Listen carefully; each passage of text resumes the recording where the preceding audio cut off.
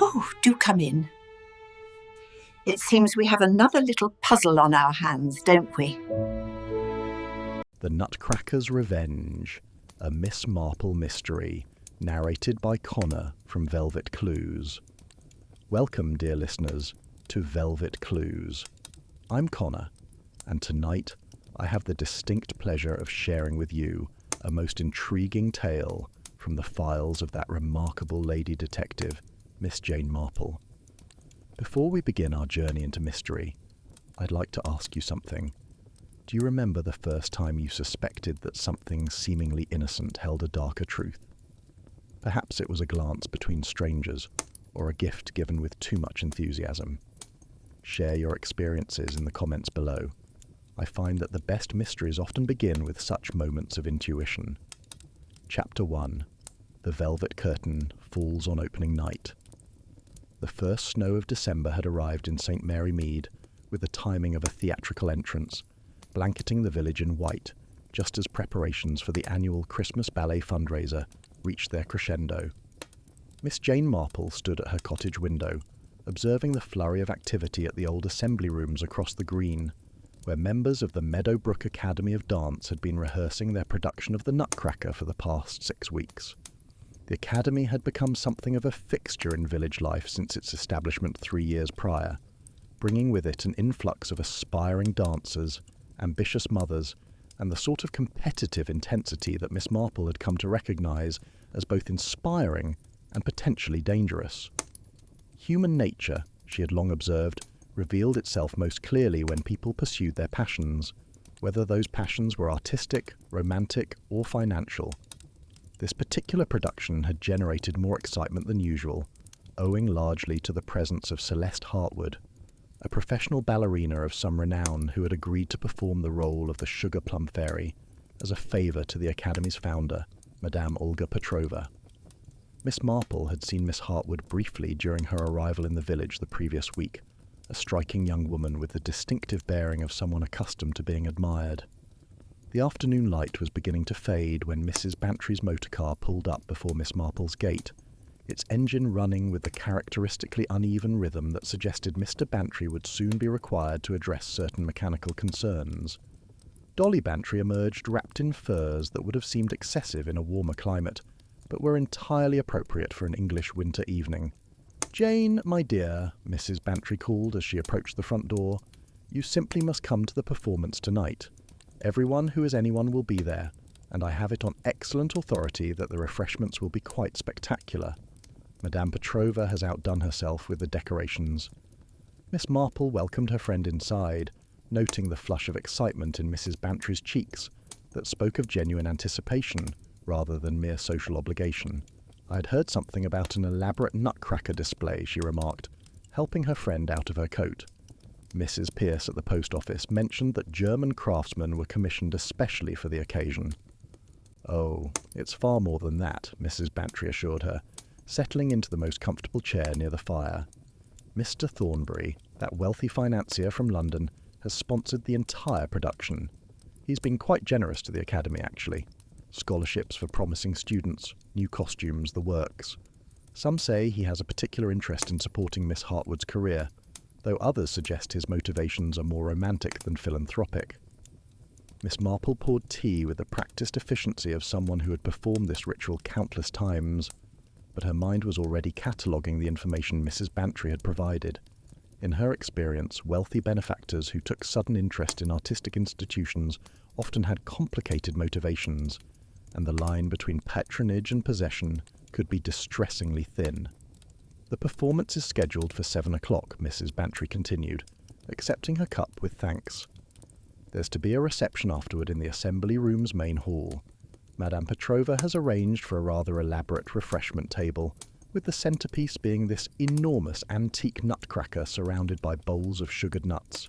Quite festive, apparently, though I must say I've never understood the appeal of those rather grim wooden figures." As Mrs. Bantry chattered on about the evening's anticipated pleasures, Miss Marple found her attention drawn to a small notice in the previous day's newspaper that she had clipped and set aside. It concerned the Meadowbrook Academy's scholarship fund, specifically a note that several promising students had been forced to withdraw due to insufficient funding. The article had struck her as odd at the time, given Mr. Thornbury's reportedly generous support, but she had filed it away as one of those small discrepancies that might mean nothing or might mean everything. "I suppose I should attend," Miss Marple said finally, her tone suggesting she had reached a decision that involved more than mere social convention. It would be unfortunate to miss such an important community event, and I confessed to some curiosity about this famous Nutcracker display. Mrs. Bantry beamed with satisfaction. "Excellent. I shall collect you at 6:30. Do wear your blue wool, Jane. It's quite becoming, and one never knows who might be in attendance." After Mrs. Bantry's departure, Miss Marple stood once more at her window, watching as the last light faded from the sky, and the assembly rooms began to glow with the warm illumination of its many lamps. The building looked festive and welcoming, its windows casting golden rectangles across the snow-covered green. Yet something in the scene troubled her, though she could not immediately identify what it might be. She thought of the clipped newspaper article, of Mr. Thornbury's sudden generosity, of the students forced to abandon their dreams despite the apparent abundance of funding. She thought too of her nephew Raymond's observation that the most dangerous criminals were often those who appeared most respectable, who moved through society with ease and authority while concealing their true nature beneath a veneer of propriety. As she prepared for the evening ahead, selecting her blue wool as Mrs. Bantry had suggested, Miss Marple reflected that Christmas performances were supposed to be occasions of joy and celebration. Yet, in her considerable experience, gatherings that brought together ambition, money, and long-held resentments had a tendency to produce outcomes that were anything but joyful. The snow continued to fall as evening descended upon St. Mary Mead, each flake adding to the blanket of white that transformed the familiar landscape into something strange and slightly ominous. Inside the assembly rooms, preparations were reaching completion. The Nutcracker stood in pride of place on the refreshment table, its painted face frozen in a perpetual grin, surrounded by bowls of sugared nuts that gleamed in the lamplight like small jewels. Miss Marple fastened her best brooch, a small but elegant piece that had belonged to her mother, and checked her appearance in the mirror with the critical eye of someone who understood that attention to detail often proved crucial in unexpected ways. She had no premonition of disaster, no supernatural warning of the tragedy that would unfold before midnight. She had only her decades of careful observation, and her understanding that human nature, when pushed beyond certain boundaries, was capable of extraordinary malice. The church bells struck 6 o'clock, their sound muffled by the falling snow, and Miss Marple descended the stairs to await Mrs. Bantry's arrival. The evening that lay ahead would prove to be one she would never forget, though not for the reasons anyone anticipated. Before the night concluded, the festive Nutcracker would be revealed as an instrument of revenge, and the sweet sugared nuts would carry a poison that would transform celebration into catastrophe. Chapter 2. The Benefactor's Box Seat and Bitter Almonds. Mrs. Bantry's motor car navigated the snowy streets with admirable determination, arriving at the assembly rooms precisely at 7:15. The building's exterior had been decorated with evergreen boughs and red ribbons, creating an atmosphere of holiday cheer that seemed almost excessive in its enthusiasm. As Miss Marple and Mrs. Bantry made their way up the front steps, they were greeted by the sound of warming up instruments and the excited chatter of early arrivals. The interior of the assembly rooms had been transformed with remarkable thoroughness. The stage curtains, normally a rather tired burgundy, had been replaced with rich velvet draperies in deep blue, and the lighting had been arranged to create dramatic shadows and highlights. The orchestra pit accommodated a surprisingly accomplished ensemble of musicians from the nearby town, their instruments gleaming under carefully positioned lamps. But it was the refreshment area that commanded immediate attention. Arranged along the entire length of the back wall, the table displayed an impressive array of seasonal delicacies, punch bowls, crystal glassware, and elaborate desserts. At the centre of this abundant display stood the Nutcracker, a figure nearly 2 feet tall, carved from dark wood and painted in the traditional military style, with a red coat, black boots, and an imposing moustache. Around its base, 6 crystal bowls held various types of sugared nuts, each variety carefully labelled in elegant calligraphy. Quite the spectacle, Mrs. Bantry murmured appreciatively. Madame Petrova has certainly spared no expense. I wonder if Mr. Thornbury realises just how much of his money has been devoted to decorative elements rather than actual instruction. Miss Marple was studying the Nutcracker with interest, noting the craftsmanship that had gone into its creation. The figure's expression, while meant to be jovial, possessed a certain menace that seemed appropriate for a soldier carrying out martial duties. Its jaw was hinged to actually crack nuts, and someone had thoughtfully provided a small basket of unshelled walnuts beside it for demonstration purposes. The seating area was rapidly filling with St. Mary Mead's most prominent citizens and visitors from the surrounding district. Miss Marple recognised Dr. Haydock accompanied by his sister, Colonel Melrose with his wife, and various other familiar faces. But her attention was caught by a group near the front of the hall, where several young dancers in street clothes clustered around a tall, distinguished man whom she took to be the famous Mr. Thornbury. Marcus Thornbury was perhaps 50 years of age, with the kind of polished appearance that spoke of expensive tailoring and regular attendance at London's better establishments. His hair, iron grey and carefully styled, complemented features that would have been called handsome in a conventional way. He carried himself with the confidence of someone accustomed to being the most important person in any gathering, and the young dancers surrounding him displayed the eager attentiveness of supplicants hoping for favour. "That's Mr. Thornbury," Mrs. Bantry confirmed, following Miss Marple's gaze. "I'm told he made his fortune in finance, something to do with investment management for theatrical productions. He's been quite the patron of the arts in recent years, though some suggest his interest is rather selective. Notice how he's particularly attentive to Miss Hartwood. Indeed, Celeste Hartwood stood at Mr. Thornbury's right hand, her professional polish evident even in casual conversation. She wore a simple but elegant dress that suggested good taste and expensive shops, and her dark hair was arranged in a style that emphasised her long neck and graceful posture. When she smiled at something Mr. Thornbury said, Miss Marple noted that the expression did not quite reach her eyes, suggesting the performance of pleasure rather than its genuine experience. Beside Miss Hartwood stood a younger woman whom Miss Marple did not immediately recognise. She appeared to be in her early 20s, with the lean build of a dancer, but without the professional polish that distinguished Miss Hartwood. Her dress, while neat, was clearly less expensive, and she held herself with a tension that suggested acute discomfort in the present company. "That's Sophie Blackwell," Mrs. Bantry supplied quietly. "Used to be Madame Petrova's most promising student until she was forced to leave the academy last spring. Something about the scholarship fund running dry, though everyone thought it odd given Mr. Thornbury's generous contributions. She's been working at her father's bakery since then, poor dear. I understand she's helping with refreshments tonight as a volunteer." Miss Marple filed this information away with interest. Sophie Blackwell's presence at the performance, given her unfortunate withdrawal from the academy, suggested either remarkable fortitude or some compelling reason to maintain connection with the institution that had failed to support her continued training. The lights began to dim, signalling the imminent start of the performance, and the audience members moved to find their seats. Mr. Thornbury, Miss Marple noted, was escorted to a private box that had been specially prepared for the occasion, complete with its own small side table holding a bottle of champagne and a crystal glass. The positioning of the box allowed him an excellent view of the stage, while also making him clearly visible to the rest of the audience, arrangement that suggested someone who enjoyed being observed as much as observing. The performance itself proved to be surprisingly accomplished for an amateur production. The young dancers displayed genuine skill and evident dedication, their movements precise, and their formations well coordinated. Madame Petrova's choreography showed professional training, and the overall effect was one of competent artistry rather than merely adequate execution. But it was Celeste Hartwood's appearance as the sugar plum fairy that transformed the evening from pleasant to memorable.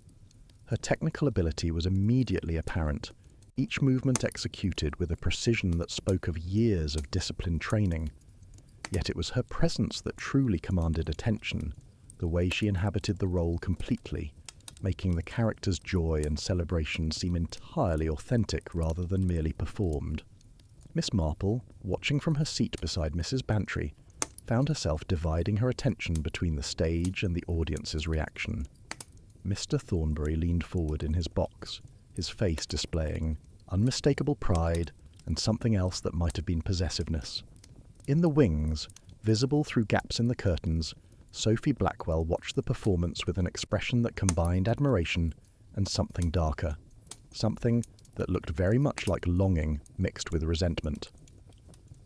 The first act concluded to enthusiastic applause, and the house lights came up for the intermission. The audience rose with the characteristic stiffness of people who had been sitting in uncomfortable seats, making their way toward the refreshment table with varying degrees of urgency.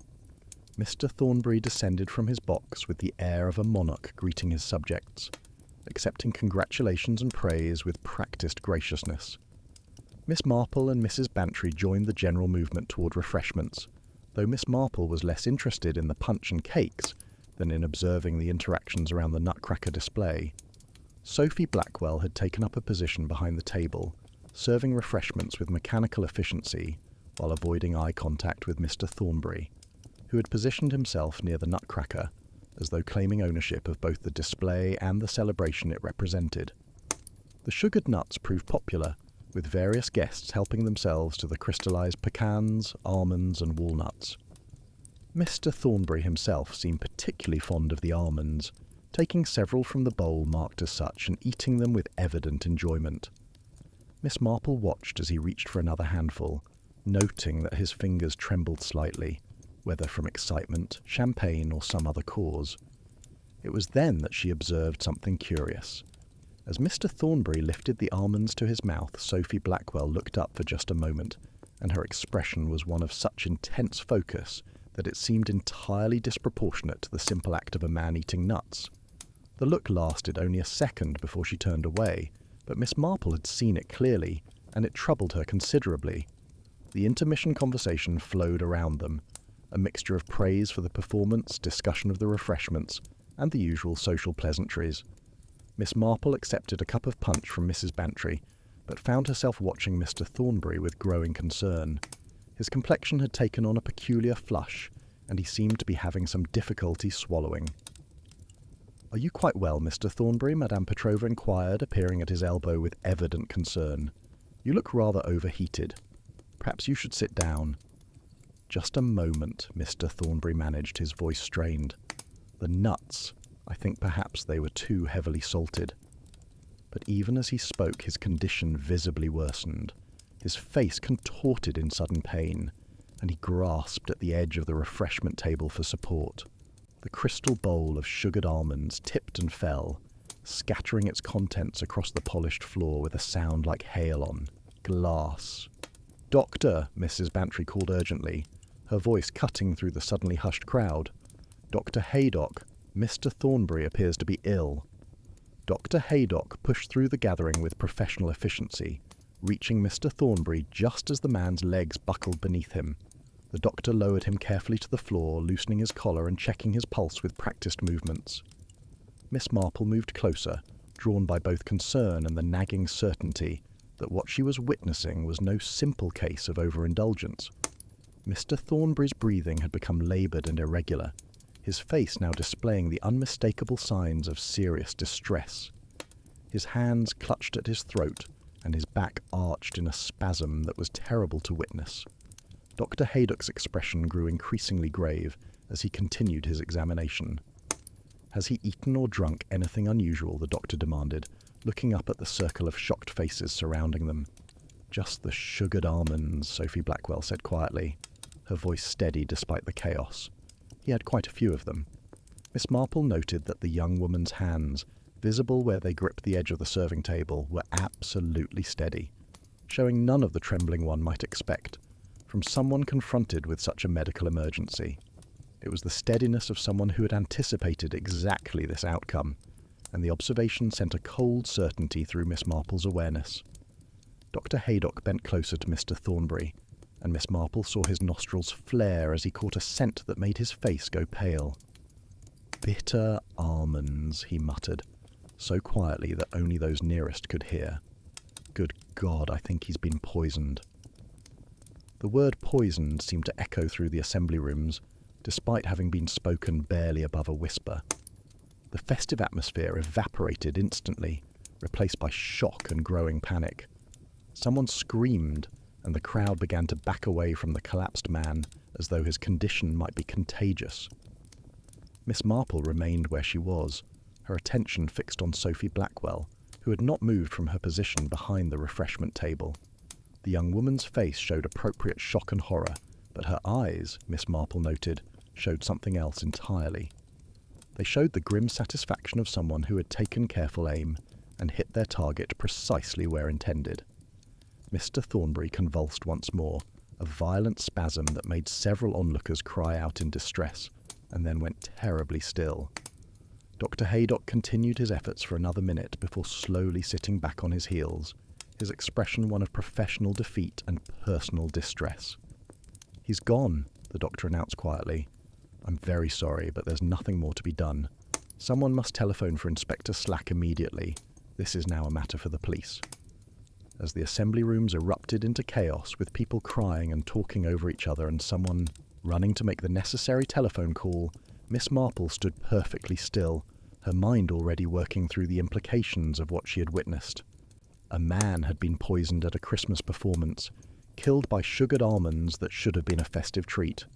And standing behind the refreshment table, her hands now beginning to tremble as shock set in or was convincingly performed, stood a young woman whose dreams had been destroyed and whose presence here tonight suddenly seemed far less coincidental than it had appeared.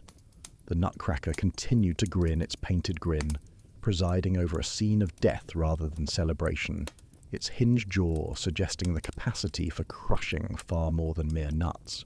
And somewhere in the bowls of crystallized sweets lay evidence of murder, a poison carefully prepared and deliberately administered, its discovery now only a matter of time and proper investigation.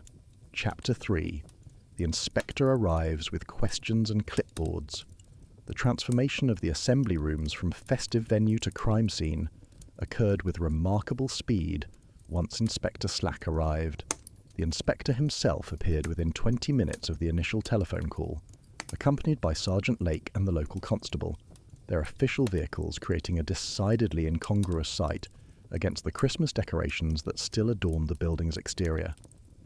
Inspector Slack was a man Miss Marple had encountered on several previous occasions, and while she could not say their relationship was entirely cordial, they had developed a mutual respect born of her proven ability to observe details that others missed. Tonight, however, the inspector's expression suggested he would have preferred to deal with the situation without the complication of amateur assistance. "Ladies and gentlemen," Inspector Slack announced in his authoritative voice, "I must ask that everyone remain exactly where you are. No one is to leave the assembly rooms until we've had the opportunity to take statements from each of you. The doors are now secured, and Constable Briggs will be stationed to ensure no one attempts to depart." A murmur of protest rippled through the assembled crowd, but the inspector's stern expression discouraged any open objection.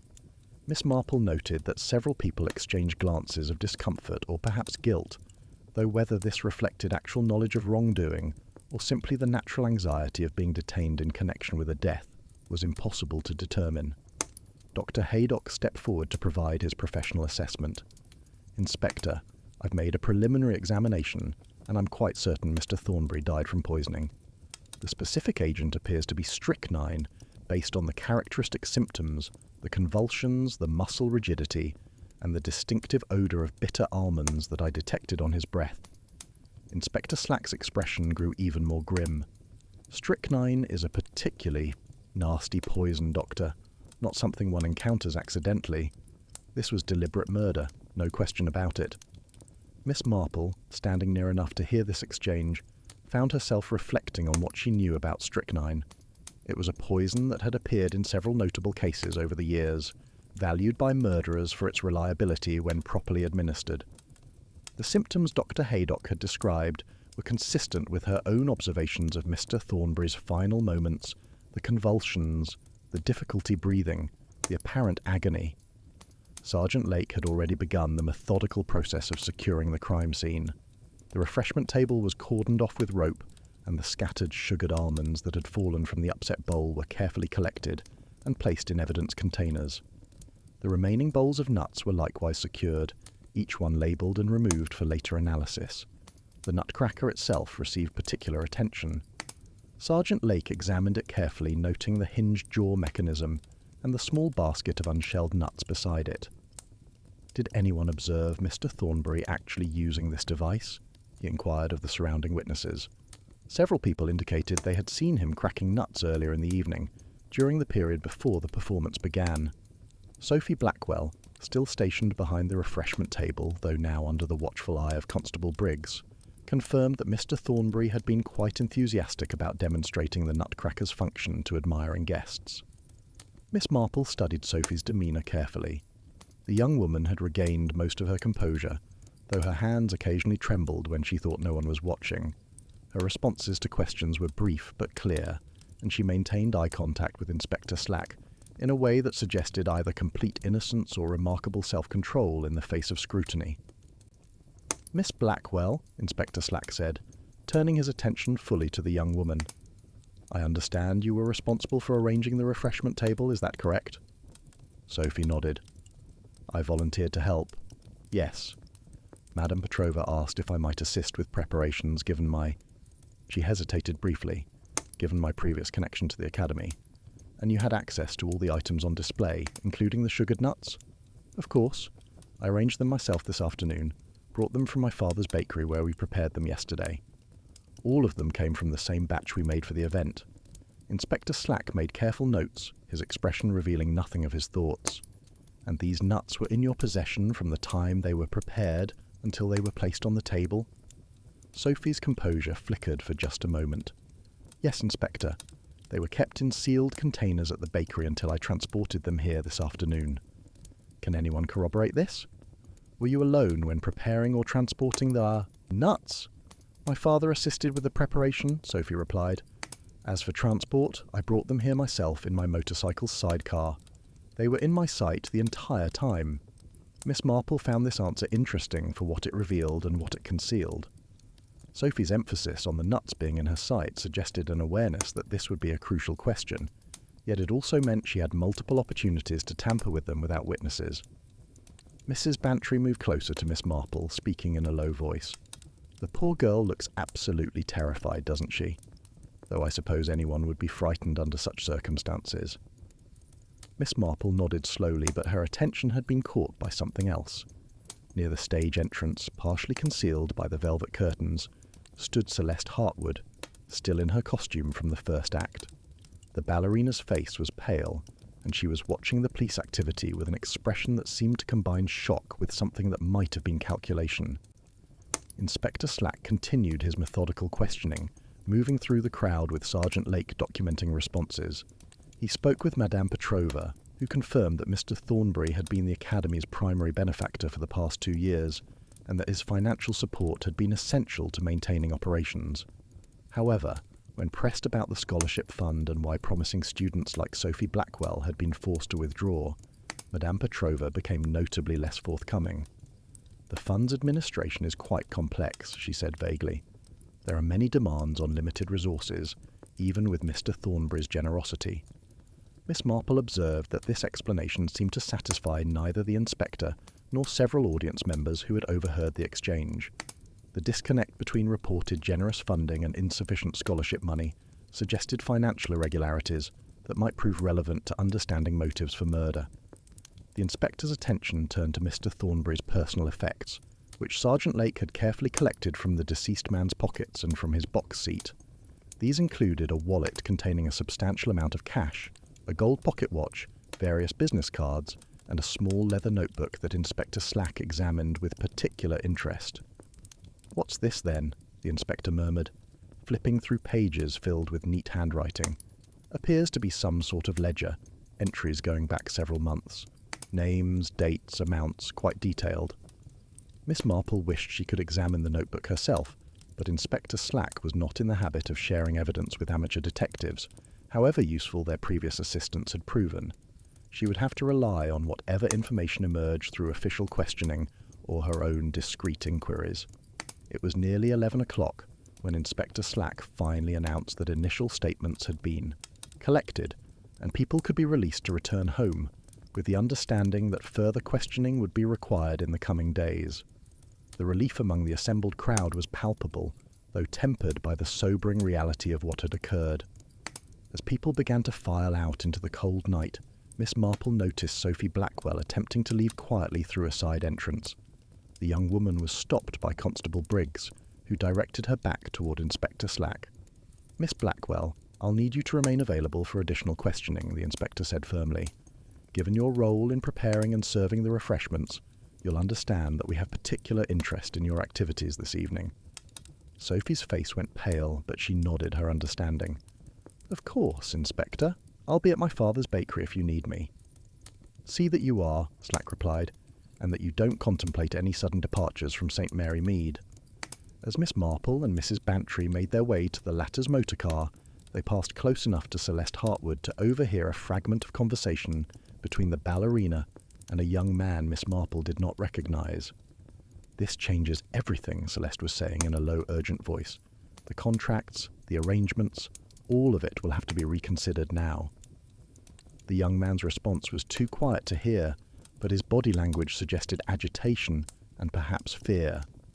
Miss Marple filed this observation away, adding it to the growing collection of details that seemed significant, but whose connections remained unclear. The motor car's interior was blessedly warm after the cold of the assembly rooms, and Mrs. Bantry engaged the engine with evident relief. "Well, Jane," she said as they pulled away from the curb, "that was certainly the most extraordinary evening I've experienced in quite some time. To think that poor Mr. Thornbury was murdered right before our eyes." Miss Marple gazed out at the snow-covered streets, her mind working through the various elements of the case. Yes, it was most unfortunate. Though I confess I'm not entirely surprised that violence occurred. When one combines significant amounts of money with disappointed ambitions and long-held grievances, tragedy often follows. "You think Sophie Blackwell did it, don't you?" Mrs. Bantry said bluntly. The poor girl certainly had motive being forced to abandon her dancing career. She certainly had opportunity, Miss Marple agreed carefully. But opportunity and motive alone don't constitute proof, and there are several other individuals who may have had reasons to wish Mr. Thornbury dead. The question is not merely who could have done it, but who would have had the specific knowledge and determination to carry out such a calculated murder. As Mrs. Bantry dropped her at the cottage gate, Miss Marple thanked her friend and made her way inside, her mind still occupied with the evening's tragic events. The Nutcrackers painted, grins seemed to follow her in memory, presiding over death with the same cheerful expression it had worn during celebration. Before retiring for the night, Miss Marple retrieved her notebook and began recording her observations, the timings, the expressions, the overheard fragments of conversation. Somewhere in these details lay the truth about who had poisoned Marcus Thornbury, and why, and Miss Marple was determined that truth would not remain hidden, regardless of how carefully the murderer had prepared their revenge. Chapter 4. A Bakery Visit and the Scent of Bitter Truths. The morning after the tragedy dawned clear and cold, the previous night's snow creating a pristine blanket that reflected the pale winter sun with almost painful brightness. Miss Marple had slept poorly, her mind turning over the various elements of the case, with the persistence of a terrier worrying at a particularly stubborn bone. After a simple breakfast, she dressed warmly and set out for the village proper, her stated destination being several errands that wanted attention. However, her true purpose was to visit Blackwell's bakery where Sophie and her father operated what was generally acknowledged to be St. Mary Mead's finest establishment for breads, pastries, and seasonal treats. The bakery occupied a corner shop on the high street, its windows decorated with evergreen boughs and displaying an impressive array of Christmas cakes and biscuits. The warm scent of fresh bread wafted onto the pavement, and even at this early hour several customers were visible inside making their morning purchases. Miss Marple entered with the tinkling of the door's bell, immediately enveloped in the comforting warmth and yeasty aroma that characterized all good bakeries. Behind the counter stood Thomas Blackwell, a sturdy man of middle years whose flour-dusted apron and capable hands spoke of a lifetime devoted to his craft. "Good morning, Miss Marple." Mr. Blackwell greeted her with professional courtesy, though his expression suggested a man labouring under considerable strain. "What might I get for you this morning?" "I was hoping for a dozen of your excellent shortbread biscuits," Miss Marple replied, "and perhaps a small conversation, if you have a moment to spare." Mr. Blackwell's face clouded with understanding. If this is about last night's unfortunate business, Miss Marple, I'm not certain I'm at liberty to discuss it. Inspector Slack was quite clear that Sophie and I should be discreet. Of course, Miss Marple assured him gently. I wouldn't dream of asking you to violate the inspector's instructions. I merely thought you might benefit from talking to someone who understands that appearances can be deceiving and that truth often hides beneath surface assumptions. The baker studied her for a long moment, then nodded slowly. Sophie's in the back, working on today's production. She insisted on maintaining our regular schedule despite everything, said that keeping busy helped. Her think about something other than what happened. That seems a very sensible approach, Miss Marple observed. Difficult times are often best managed through the comfort of familiar routines. As Mr. Blackwell prepared her biscuits, Miss Marple noticed a ledger lying open on the counter, its pages filled with careful notations of ingredients, costs and recipes. One page in particular caught her attention, a recipe for sugared nuts with specific instructions about preparation methods and timing. I understand the sugared nuts served last evening came from your establishment, Miss Marple said casually. They were quite popular, I believe, before the tragedy occurred. Mr. Blackwell's hands stilled in their task. Yes, we prepared several batches over the past few days. Special order from Madame Petrova for the performance. Different varieties, pecans, walnuts, almonds, all made to traditional recipes using the finest ingredients. The almonds in particular seem to be Mr. Thornbury's preference, Miss Marple continued. I noticed he ate quite a few of them during the intermission. The baker's expression grew troubled. I've been over and over it in my mind, Miss Marple. Every step of the preparation was exactly as it should have been. Fresh almonds, proper sugar solution, careful crystallization. There was nothing in our process that could have introduced poison. And yet poison was present, Miss Marple said gently, which suggests it was added after the nuts left your care, or perhaps during a moment when attention was directed elsewhere. Before Mr. Blackwell could respond, Sophie emerged from the back room, her face showing the effects of a sleepless night. She stopped abruptly upon seeing Miss Marple, her expression becoming guarded. Miss Marple, Sophie said quietly, I suppose you've come to satisfy your curiosity about last night's events. Actually, Miss Marple replied, with her characteristic gentleness, I've come because I believe you may be in considerable danger, and I thought you should know that not everyone has concluded you're guilty of murder. Sophie's composure cracked slightly and tears welled in her eyes. Everyone thinks I did it. I can see it in their faces the way they look at me, and I suppose I can't blame them. I had every reason to hate Marcus Thornbury. Hatred is one thing, Miss Marple observed. Murder is quite another. Would you be willing to tell me about your relationship with Mr. Thornbury, and what led to your departure from the academy? Sophie glanced at her father, who nodded encouragingly. She moved to sit at a small table near the window, and Miss Marple joined her, settling herself comfortably and arranging her handbag with the deliberate movements of someone prepared to listen for as long as necessary. I started at the Meadowbrook Academy 3 years ago, Sophie began, her voice steady despite her obvious distress. Madame Petrova said I had real promise that with proper training I might achieve a professional career. My father, she glanced affectionately at Mr. Blackwell.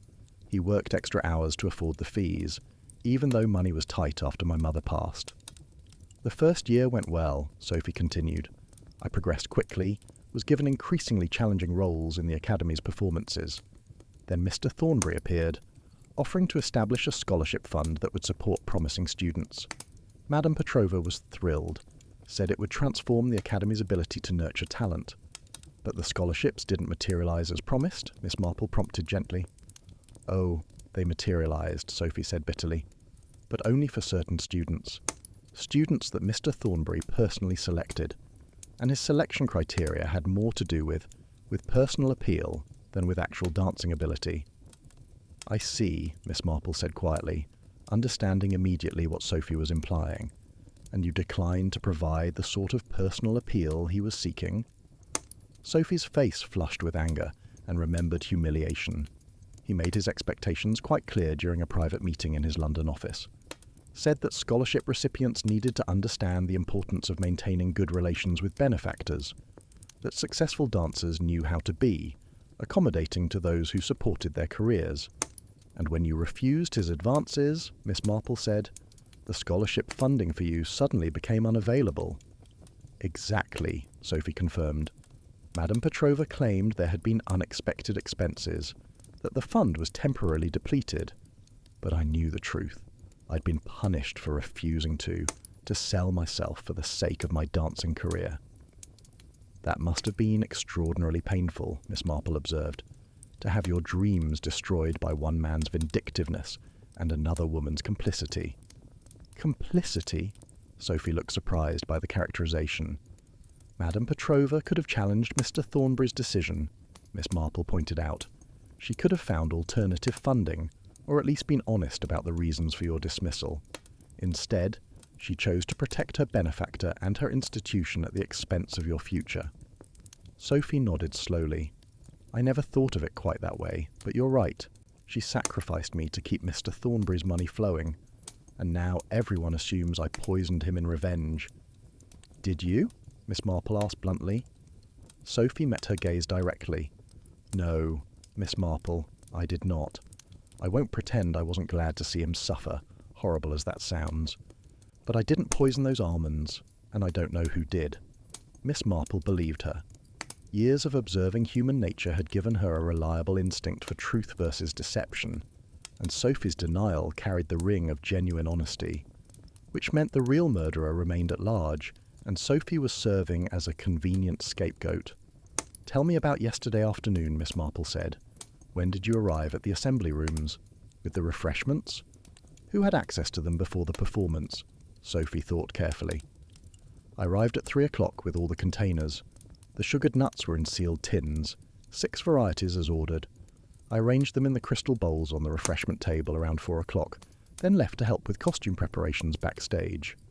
How long were you away from the refreshment table? Perhaps an hour, Sophie estimated. The assembly rooms were quite busy with people coming and going.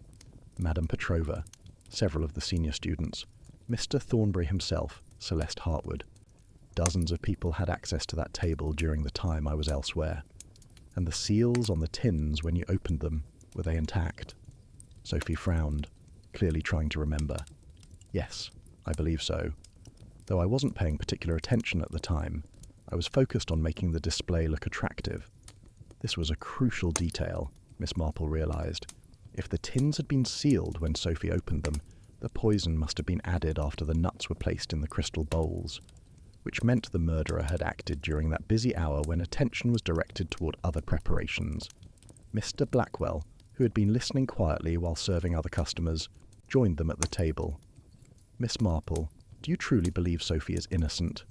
I do, Miss Marple confirmed, though proving it will require identifying who actually committed the murder and why. Tell me, did Mr. Thornbury have enemies beyond those he created through his predatory behaviour toward young dancers? Mr. Blackwell exchanged glances with his daughter. There were rumours, he said carefully. Financial irregularities involving the Academy's accounts. Some suggested Mr. Thornbury wasn't merely a benefactor, but had been using the institution for purposes that weren't entirely legitimate.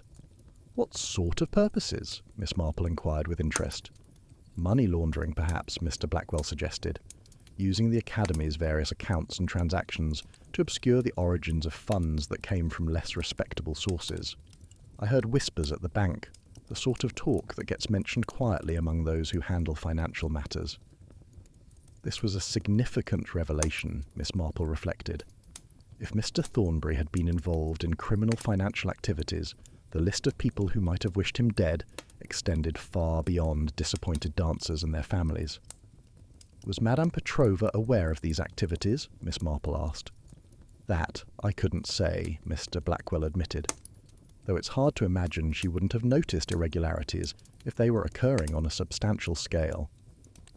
Miss Marple thanked them both for their candour and purchased her shortbread biscuits, declining their offer to waive the charge. As she prepared to leave, Sophie touched her arm gently. Miss Marple, why are you helping me? You don't even know me. Miss Marple smiled with genuine warmth. My dear, I've spent a lifetime observing how people behave when they're innocent and when they're guilty. You may have wished Mr. Thornbury dead, but you didn't kill him. and I cannot stand by while an innocent person is condemned for a crime they didn't commit. As she made her way back along the high street, Miss Marple's mind was already organising the new information into patterns and connections. Mr. Thornbury had been a sexual predator, a financial criminal, and apparently a man who made enemies with ease. The question was which of his various misdeeds had finally provoked someone to murder.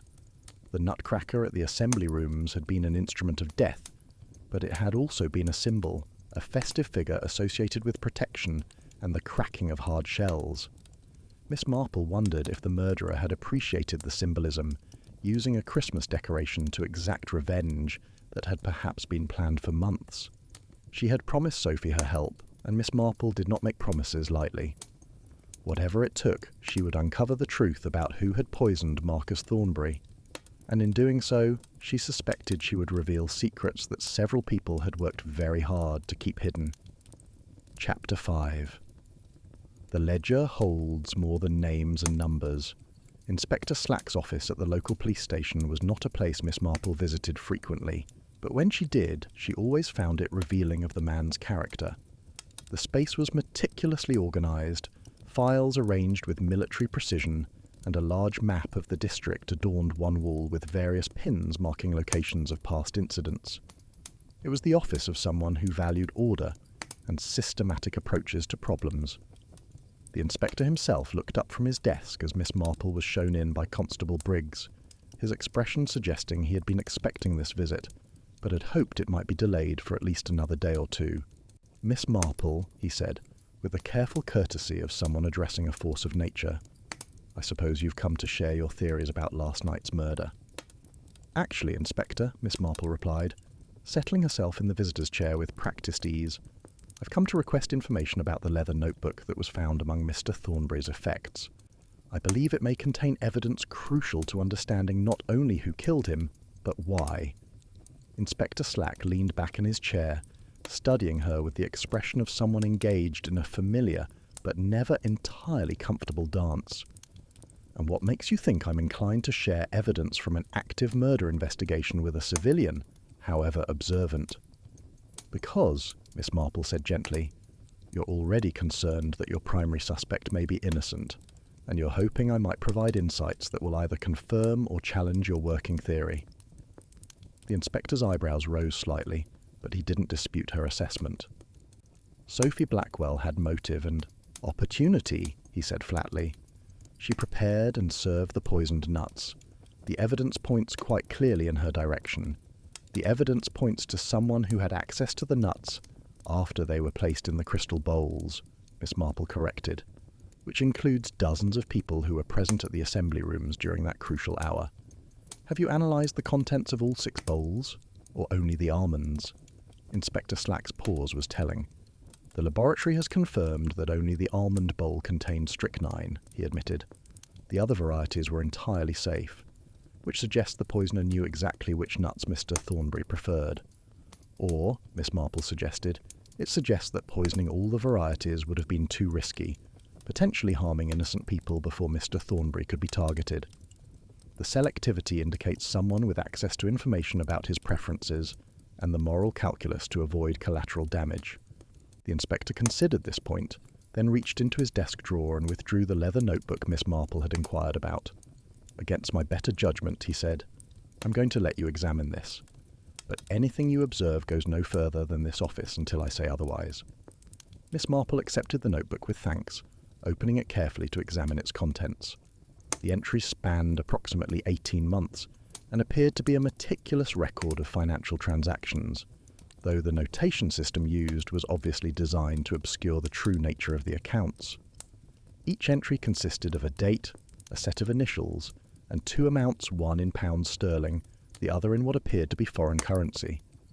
Brief notes accompanied many entries, cryptic references that meant nothing to Miss Marple initially, but whose significance would likely become clear with proper context.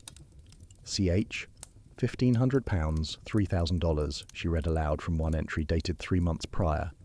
"Performance fee, advance on contract. Does CH perhaps refer to Celeste Hartwood?" Inspector Slack nodded grimly. "We've identified several of the initials. CH is indeed Miss Hartwood. MP appears to be Madame Petrova, and there are various other individuals connected to the Academy or to Mr. Thornbury's business interests. And the amounts? Miss Marple inquired.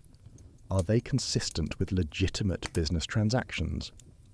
That's what makes this notebook so interesting, the inspector admitted.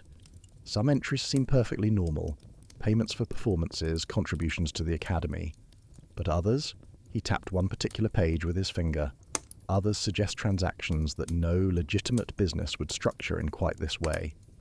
Miss Marple studied the indicated entries with growing interest.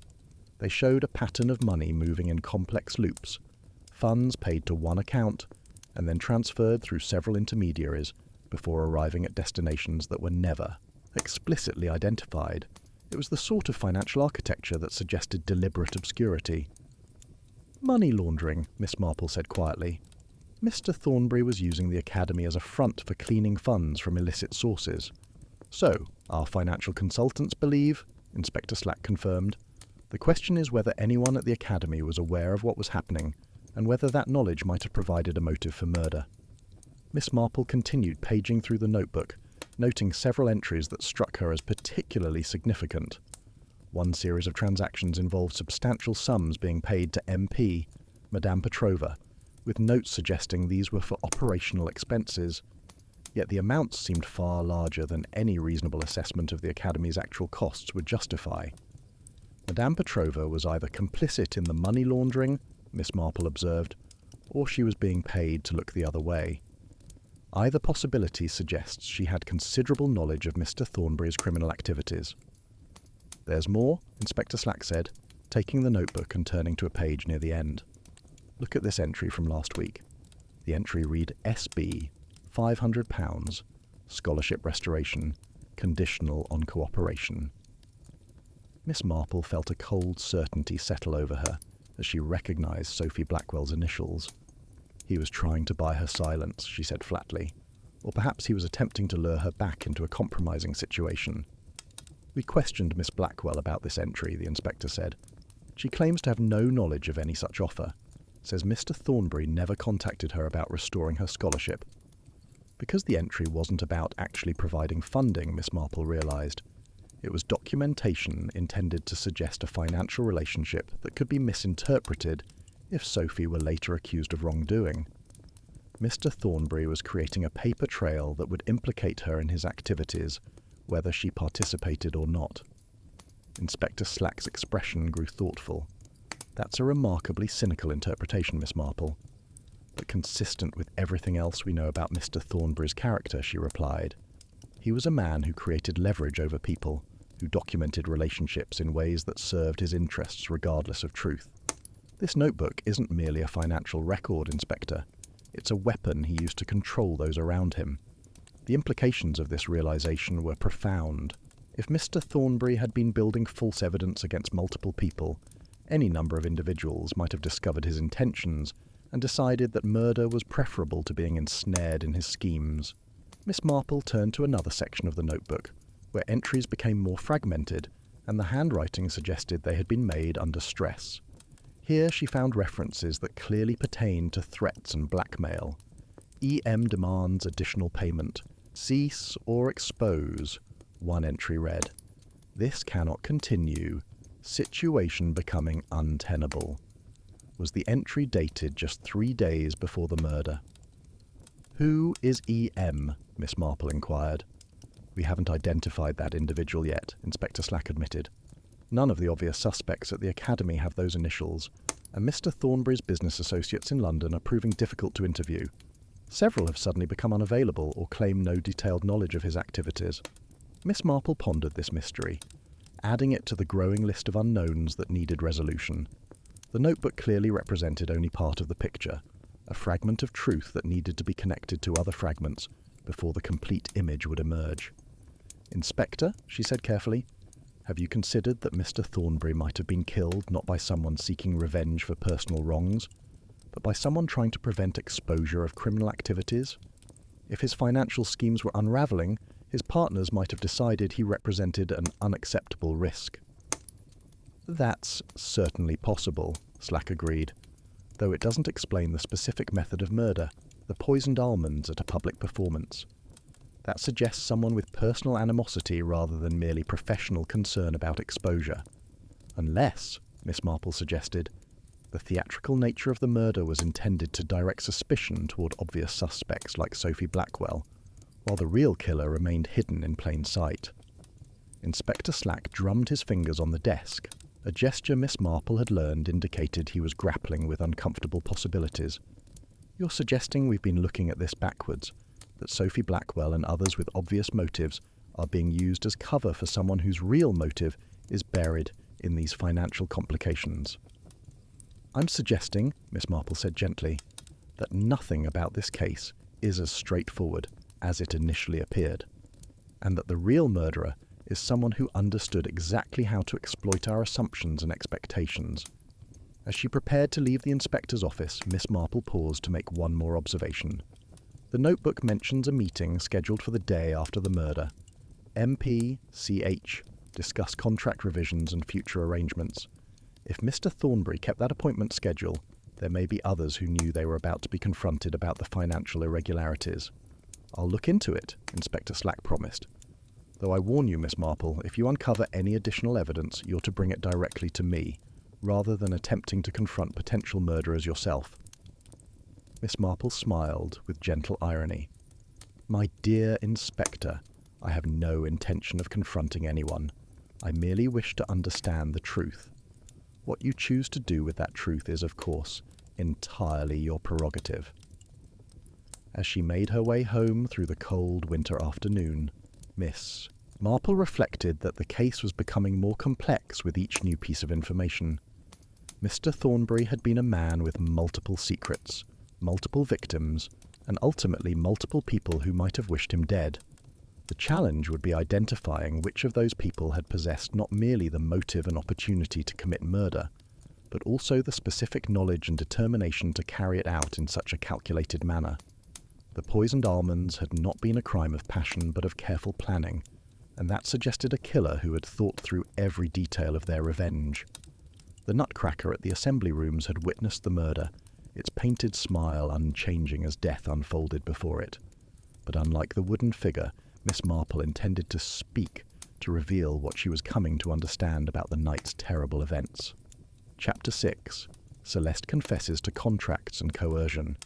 The following afternoon brought an unexpected visitor to Miss Marple's cottage. She was in her front garden, attempting to protect her roses from the harsh winter weather with burlap wrapping, when a taxi from the nearby town pulled up to her gate. From it emerged Celeste Hartwood, the prima ballerina, looking considerably less polished than she had at the performance. Miss Hartwood approached with visible hesitation, her elegant coat and gloves suggesting someone who normally moved through considerably more glamorous environments than small village gardens. Miss Marple straightened from her work, removing her gardening gloves and offering a welcoming smile that gave no indication of surprise. "Miss Hartwood," Miss Marple greeted her. "This is unexpected, but not unwelcome. Please do come inside where it's warm." The interior of the cottage, with its comfortable furnishings and cheerful fire, seemed to have a calming effect on the ballerina. Miss Marple prepared tea with practiced efficiency, while her guest settled into the armchair, her composure visibly crumbling now that she was away from public scrutiny. "I don't quite know how to begin," Celeste admitted, accepting the teacup with hands that trembled slightly. "I've been debating since yesterday whether to come forward, whether my information might be relevant to what happened to Marcus. Any information you can provide will be helpful," Miss Marple assured her gently. "Truth has a way of emerging eventually, and it's far better to control how and when it appears, rather than having it surface at inconvenient moments." Celeste took a sip of tea, gathering her thoughts. "I expect you've heard that Marcus was my benefactor, that he supported my career financially and professionally. What you may not know is the precise nature of our arrangement." Miss Marple settled into her own chair, her expression encouraging but not judgmental. "I imagine it was rather more complicated than a simple patron relationship." "Complicated?" Celeste laughed bitterly. "That's certainly one word for it. Marcus Thornbury owned me, Miss Marple. Or he believed he did, which amounts to the same thing. Every performance contract, every professional opportunity, every aspect of my career was controlled by him." She set down her teacup with shaking hands. It started 3 years ago when I was trying to establish myself professionally. Marcus appeared offering support, promising to fund my training, arrange performances, connect me with influential people in the ballet world. It seemed like a miracle, exactly what I needed. But there were conditions, Miss Marple said quietly. Always conditions, Celeste confirmed. At first they seemed reasonable, appear at certain events, mention his support in interviews, that sort of thing. But gradually the demands became more personal, more controlling. He expected, she paused, struggling with the words, he expected me to be available to him in every way, and he made it clear that refusing would mean the end of my career. Miss Marple felt a familiar anger at this tale of exploitation, the way powerful men use their resources to coerce compliance from those dependent on their support. Were you the only one subjected to such treatment?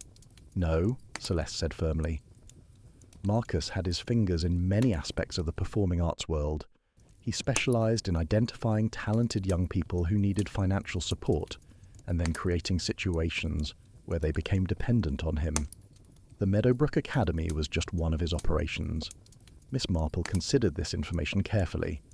The notebook Inspector Slack had shown her suddenly made more sense. The complex financial transactions weren't merely money laundering, but also a system for controlling and exploiting vulnerable people. Sophie Blackwell, Miss Marple said. She refused his advances, and he destroyed her opportunity to continue her training. Celeste nodded miserably. Sophie had real talent, possibly more natural ability than I possess. But she had the courage to say no to Marcus, and he made sure she paid for that refusal. The scholarship fund running dry was entirely his doing. He instructed Madame Petrova to withdraw her support, and Madame Petrova complied with these instructions. Madame Petrova, Celeste said with disgust, is entirely complicit in Marcus's schemes. She knows exactly what he was doing to his protégés. Knows because she helped facilitate it in exchange for the Academy's continued funding. Miss Marple absorbed this confirmation of what she had already suspected. Madame Petrova's role made her either a co-conspirator or a victim herself, trapped by financial dependence into enabling abuse. The distinction might matter legally, but morally it seemed clear enough. Miss Hartwood, Miss Marple said carefully, I must ask you directly. Did you poison Marcus Thornbury? Celeste met her gaze with evident surprise, followed by something that might have been grim amusement. No, Miss Marple, I did not. Though I understand why you might suspect me, I certainly had motive, and God knows I fantasized about being free of him. But you were preparing to break free of his control, Miss Marple observed. That's what the contracts and future arrangements mentioned in his notebook were about, weren't they? Celeste looked startled. How did you know about that? Inspector Slack mentioned that Mr. Thornbury had scheduled a meeting for the day after the performance, Miss Marple explained, to discuss contract revisions with you and Madame Petrova. I assume this meant he had discovered your plans to extricate yourself from his influence. The ballerina nodded slowly. I'd been working with a solicitor for months, trying to find a way out of the contracts Marcus had manipulated me into signing. They were deliberately complex, designed to make it nearly impossible to leave without his consent. But my solicitor believed he'd found a legal pathway, and Mr. Thornbury discovered this. 2 weeks ago, Celeste confirmed, he was furious, threatened to destroy my reputation, claim I'd been complicit in his financial crimes, even suggested he might manufacture evidence that I'd stolen from him. The meeting he'd scheduled was meant to intimidate me into abandoning my plans for independence. Miss Marple considered the implications. So Mr. Thornbury's death actually benefited you considerably, freeing you from contracts that would have been difficult to break otherwise. Celeste's expression grew haunted. Yes, I suppose it did, which is why I assume Inspector Slack considers me a suspect. But I swear to you, Miss Marple, I didn't kill him. The thought certainly crossed my mind, but I couldn't have done it. I was backstage for the entire intermission, preparing for the second act. Dozens of people can confirm my whereabouts. This alibi would need verification, but Miss Marple found herself inclined to believe the young woman. There was a quality of exhausted relief in Celeste's manner that suggested someone genuinely freed from oppression, rather than someone who had claimed that freedom through murder. There's something else you should know, Celeste said quietly. Marcus kept detailed files on everyone he controlled. Photographs, recorded conversations, financial documents, all carefully organised to provide maximum leverage. Those files weren't in the notebook found on his body. Where were they kept? In a safe deposit box at his bank in London, Celeste explained. But he also maintained copies at the Academy, hidden in Madame Petrova's office. He liked having immediate access to his insurance policy, as he called it. Miss Marple leaned forward with interest. Are you suggesting that someone at the Academy might have been trying to prevent Mr. Thornbury from using those files? I'm suggesting that several people had powerful reasons to want those files destroyed, Celeste said carefully, and that Marcus's death would accomplish that goal, especially if the police don't think to look for them. This was crucial. Information, Miss Marple realised. If the murder had been committed to prevent exposure of compromising information, the killer would need to ensure that evidence was secured or destroyed. The focus on Sophie Blackwell as the obvious suspect might be serving exactly that purpose, directing attention away while someone moved to control the narrative. Miss Hartwood, Miss Marple said, I'm going to ask you to do something that may seem peculiar. Would you be willing to meet with Inspector Slack and share everything you've told me, including the information about the files at the Academy? Celeste hesitated, fear crossing her face. If I do that, my own involvement in Marcus's schemes will become public knowledge. My career might still be destroyed, just through association with his crimes. Your career will certainly be destroyed if the real murderer goes free and you remain under suspicion, Miss Marple pointed out gently. But more importantly, innocent people are suffering while the guilty party escapes justice. Sophie Blackwell's life has been effectively ruined by circumstances she didn't create. Surely you understand what it means to be victimized by more powerful people. The ballerina closed her eyes, wrestling with competing fears and obligations. Finally, she nodded. You're right, of course. I'll speak with Inspector Slack. Though I expect the revelations about Marcus's activities will create quite the scandal. Scandal is temporary, Miss Marple assured her. Justice, when properly served, has more lasting effects. After Celeste departed in the taxi that had waited patiently outside, Miss Marple sat quietly by her fire, considering everything she had learned. The case was revealing itself as far more complex than a simple revenge killing by a disappointed dancer. Mr. Thornbury had created a web of exploitation and control that touched multiple lives, and his murder might well have been committed by someone trying to free themselves from that web. The poisoned almonds remained the central puzzle. Strychnine was not a subtle poison. Its effects were dramatic and unmistakable.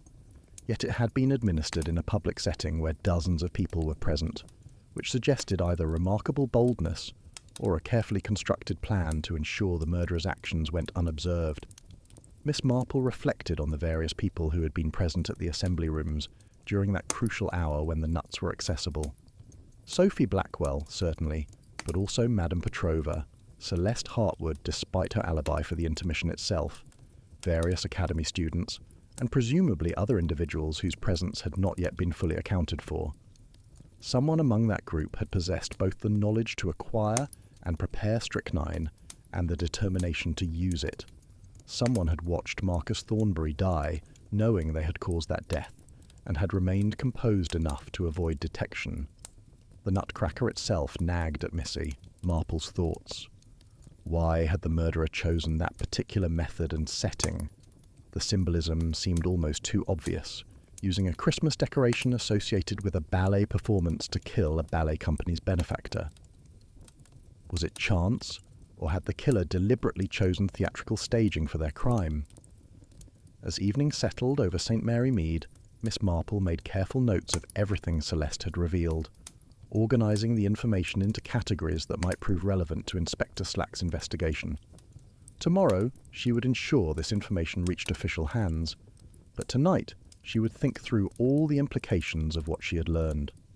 Somewhere in the growing collection of facts and observations lay the truth about who had murdered Marcus Thornbury, and Miss Marple was determined that truth would emerge, regardless of how many layers of deception and misdirection had been constructed to conceal it.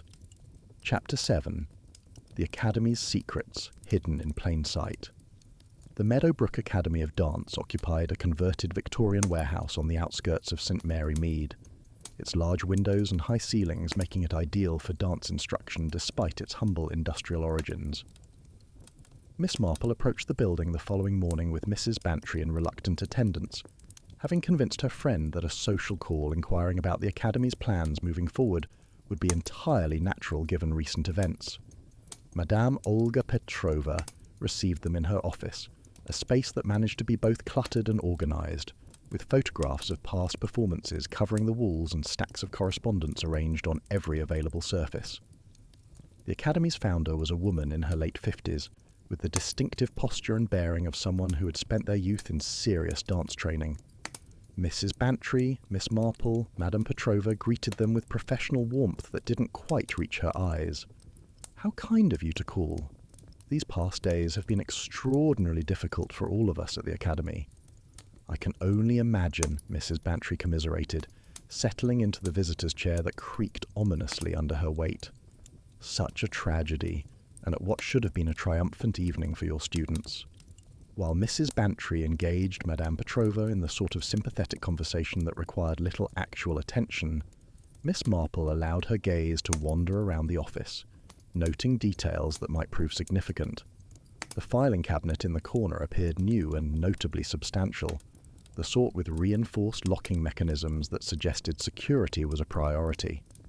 Near the window stood a safe, partially concealed behind a decorative screen but visible if one knew to look for it. "Mr. Thornbury's support will be sorely missed," Miss Marple observed, joining the conversation. "I understand he was quite generous with the Academy's various programs." Madame Petrova's expression flickered, with some emotion that might have been relief rather than grief. Marcus was indeed a devoted patron.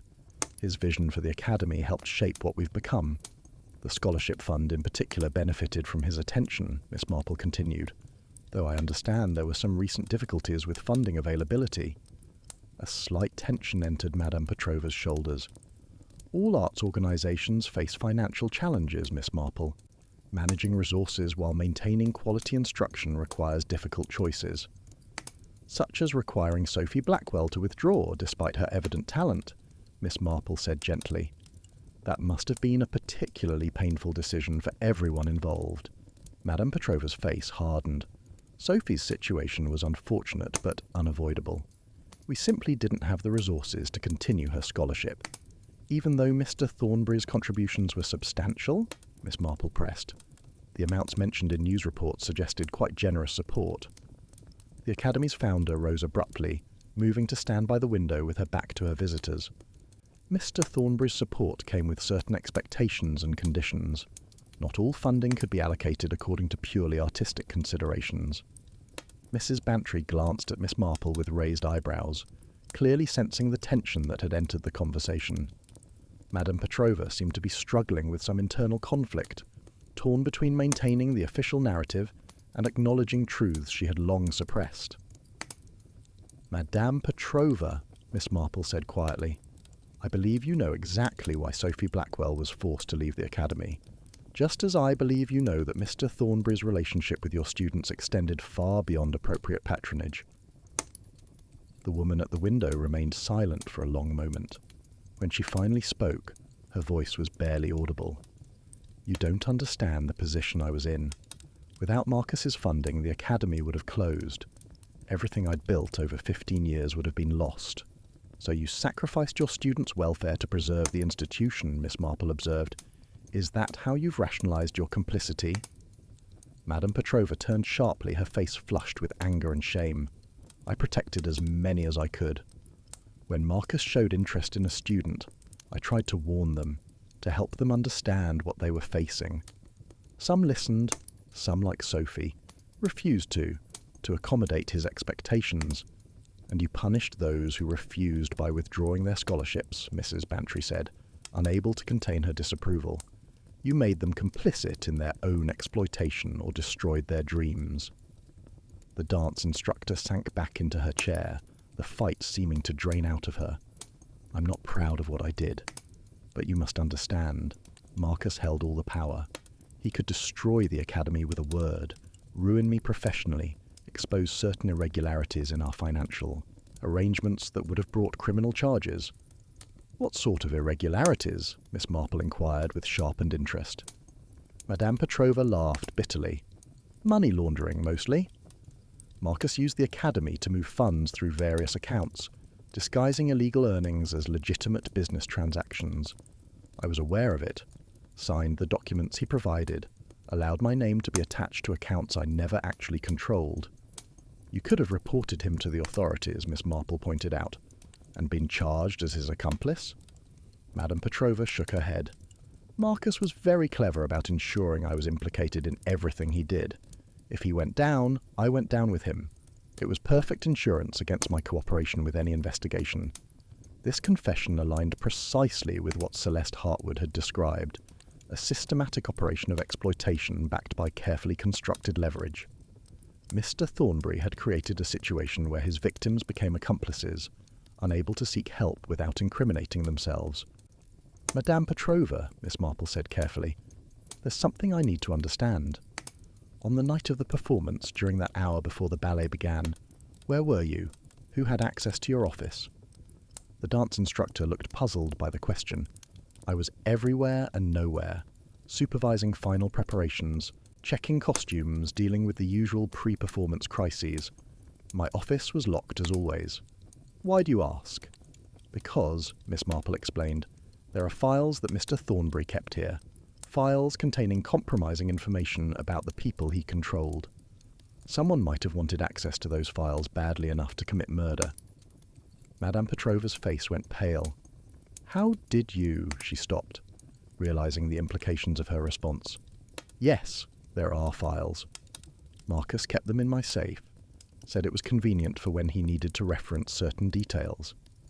And after his death, Miss Marple asked, have you checked whether those files are still secure? The dance instructor rose and moved to the decorative screen, pulling it aside to reveal the safe. Her hands trembled as she worked the combination, and when the door swung open, her gasp of shock confirmed what Miss Marple had begun to suspect. They're gone, Madame Petrova whispered. Every file, every document Marcus kept here. Someone has taken them all. When did you last verify their presence? Miss Marple inquired. The day before the performance, Madame Petrova admitted.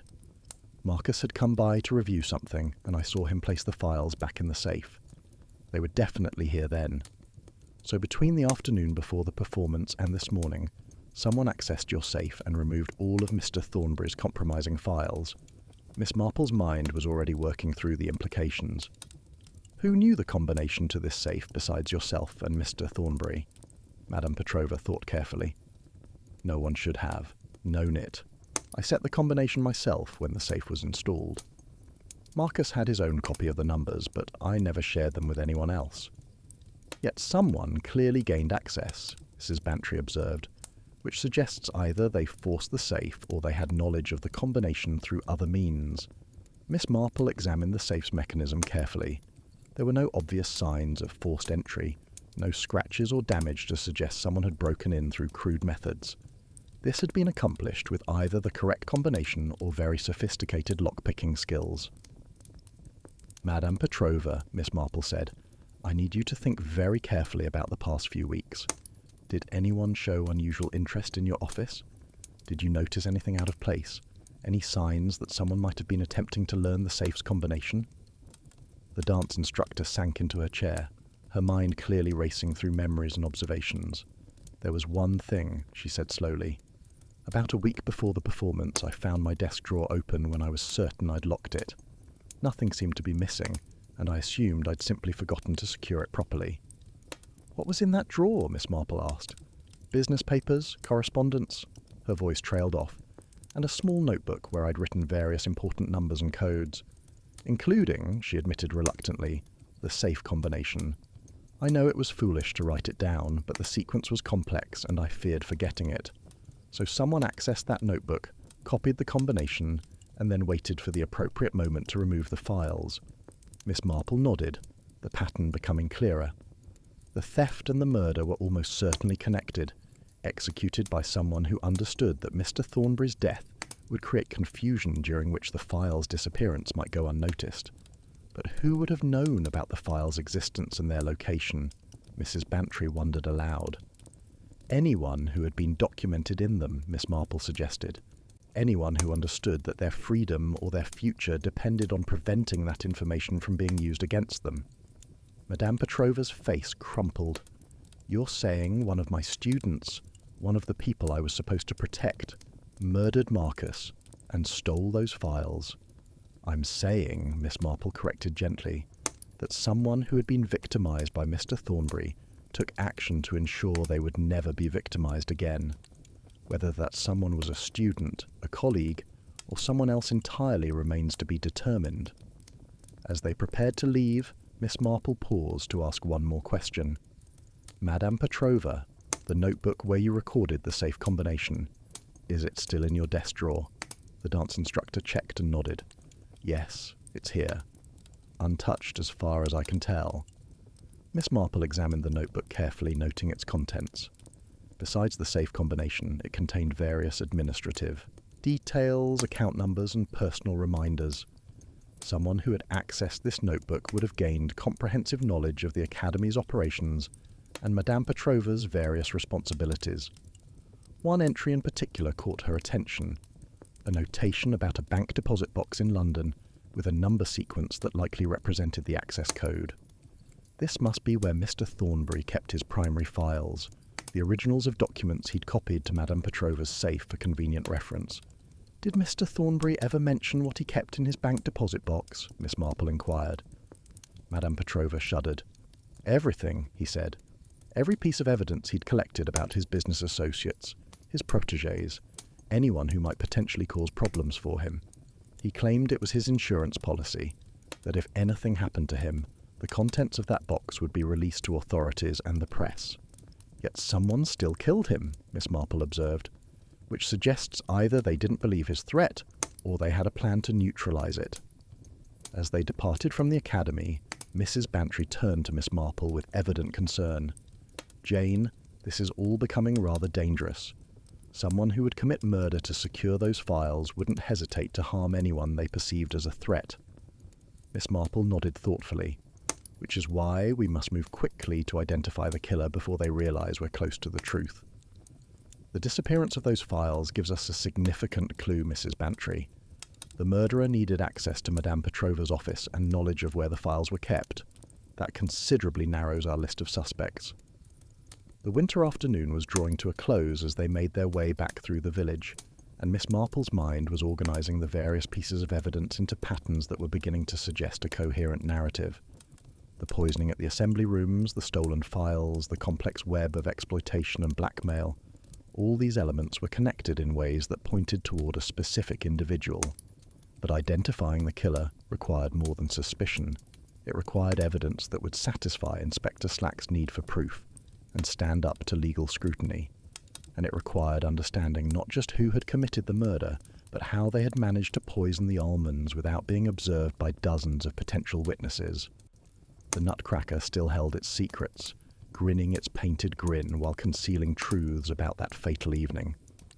But Miss Marple was patient, and she had learned over many years that persistence and careful observation eventually revealed even the most carefully guarded mysteries. Tomorrow she would speak with Inspector Slack about the missing files and what they suggested about the murderer's identity and planning. Tonight she would review everything she had learned, arranging facts and observations into the pattern that would finally reveal who had killed Marcus Thornbury and why. Chapter 8. A chemist speaks and strychnine sources emerge. The morning brought Miss Marple to the doorstep of Broadstairs Chemist, the village's primary pharmacy located on the high street between the baker and the greengrocer.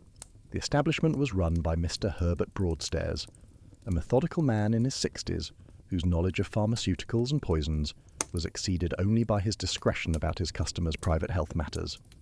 The shop's bell tinkled as Miss Marple entered, finding Mr. Broadstairs arranging bottles on the shelves with characteristic precision.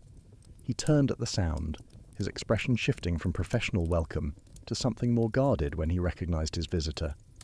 "Miss Marple," he greeted her. "I trust you're keeping well this winter? The cold weather can be rather taxing on one's constitution." "I am quite well, thank you," Miss Marple replied, moving to stand before the counter. though I confess I've come not for medicines but for information, if you're willing to provide it." Mr. Broadstairs' expression grew distinctly uncomfortable. "If this is about the unfortunate incident at the assembly rooms, Miss Marple, I'm not certain I should be discussing such matters." Inspector Slack was quite clear about discretion. "Inspector Slack," Miss Marple assured him gently, "would I'm certain appreciate any information that might assist in solving Mr. Thornbury's murder, particularly information about strychnine and where someone in St. Mary Mead might have acquired it." The chemist glanced toward his shop's front window, verifying that no customers were approaching, then gestured for Miss Marple to follow him into the back dispensary where their conversation would be private. The room was lined with locked cabinets containing controlled substances, and the air held the distinctive chemical smell common to such establishments.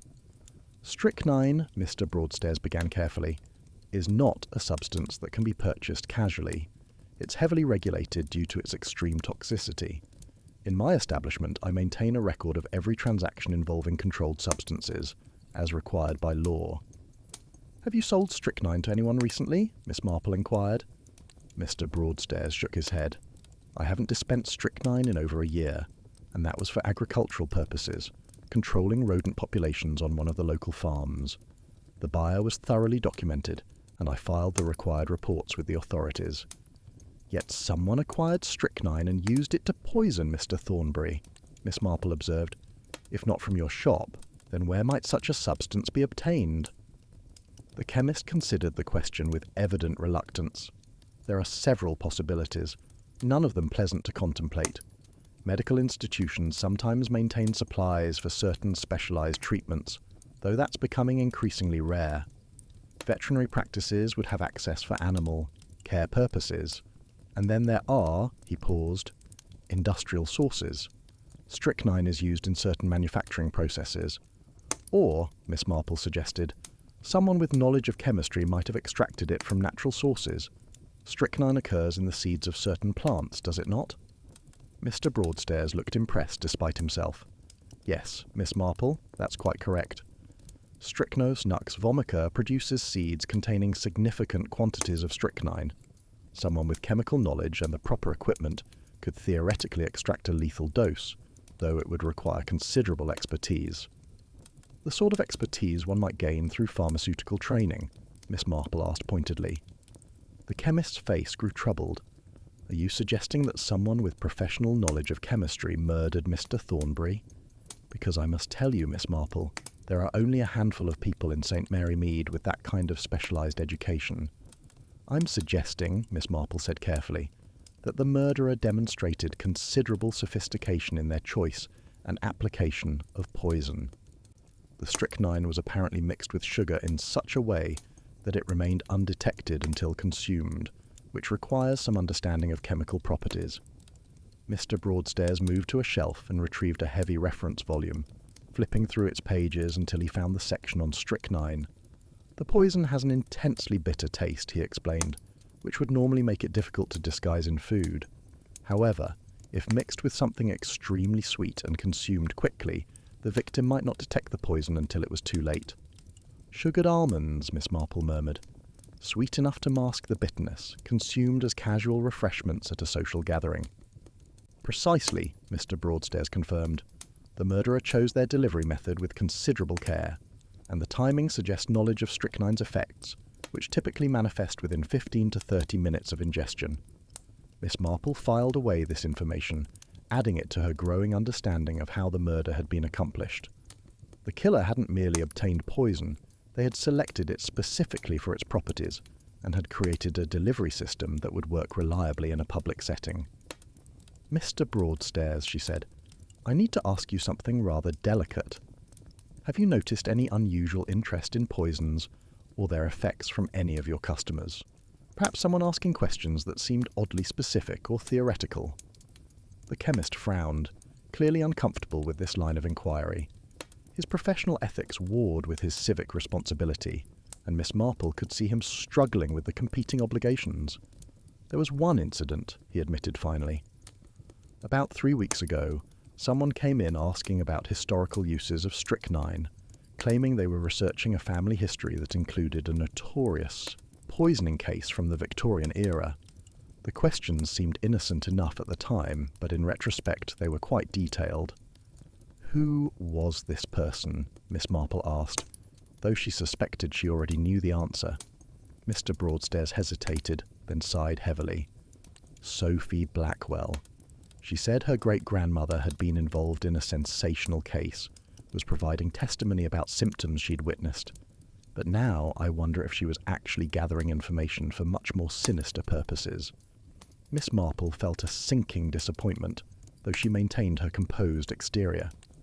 Sophie's interest in strychnine certainly looked incriminating, especially combined with her motive and opportunity. Yet something about the timing troubled Miss Marple.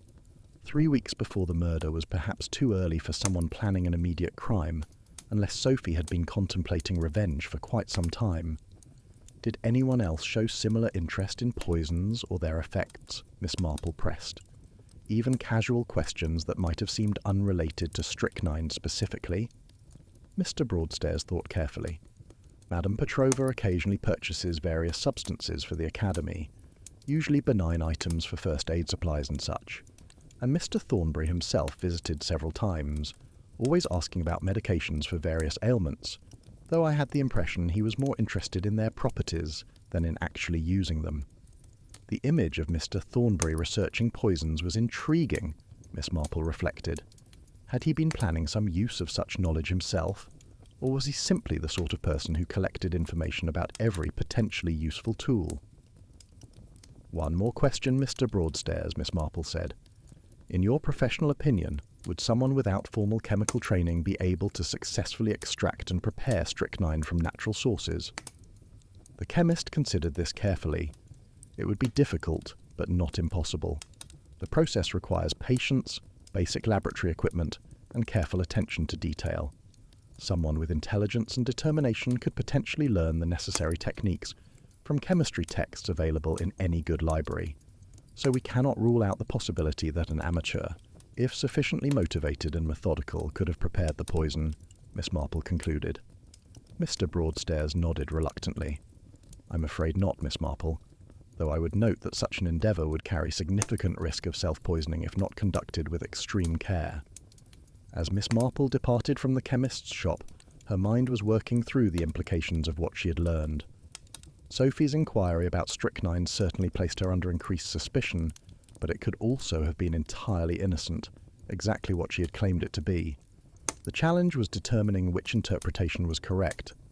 The winter sun was breaking through the clouds as Miss Marple made her way toward the village library, where she intended to investigate which chemistry texts had been borrowed recently, and by whom. If someone had used library resources to learn about poison extraction, there would be a record of their research. Mrs. Trimble, the librarian, greeted Miss Marple with her usual enthusiasm. Always lovely to see you, Miss Marple. Are you looking for something specific today? I'm interested in chemistry texts, Miss Marple explained, particularly any volumes dealing with natural toxins or historical poisoning cases. Have such books been in demand recently? Mrs. Trimble consulted her records with practiced efficiency. Well, now that's interesting. We don't normally see much interest in those particular subjects, but we've had 3 separate borrowers in the past month requesting various chemistry and toxicology texts. 3 borrowers? Miss Marple inquired with sharpened interest. Might I ask who they were? The librarian checked her cards. Sophie Blackwell borrowed a history of notable poisoning cases 3 weeks ago, returned it just last week. Madame Petrova checked out a general chemistry textbook 2 weeks ago, claimed she needed it for updating her business accounting knowledge, which seemed odd at the time. And, she paused, turning to another card, there was one more borrower whose request was quite specific. Who was that? Miss Marple asked, though she felt she was beginning to understand the pattern.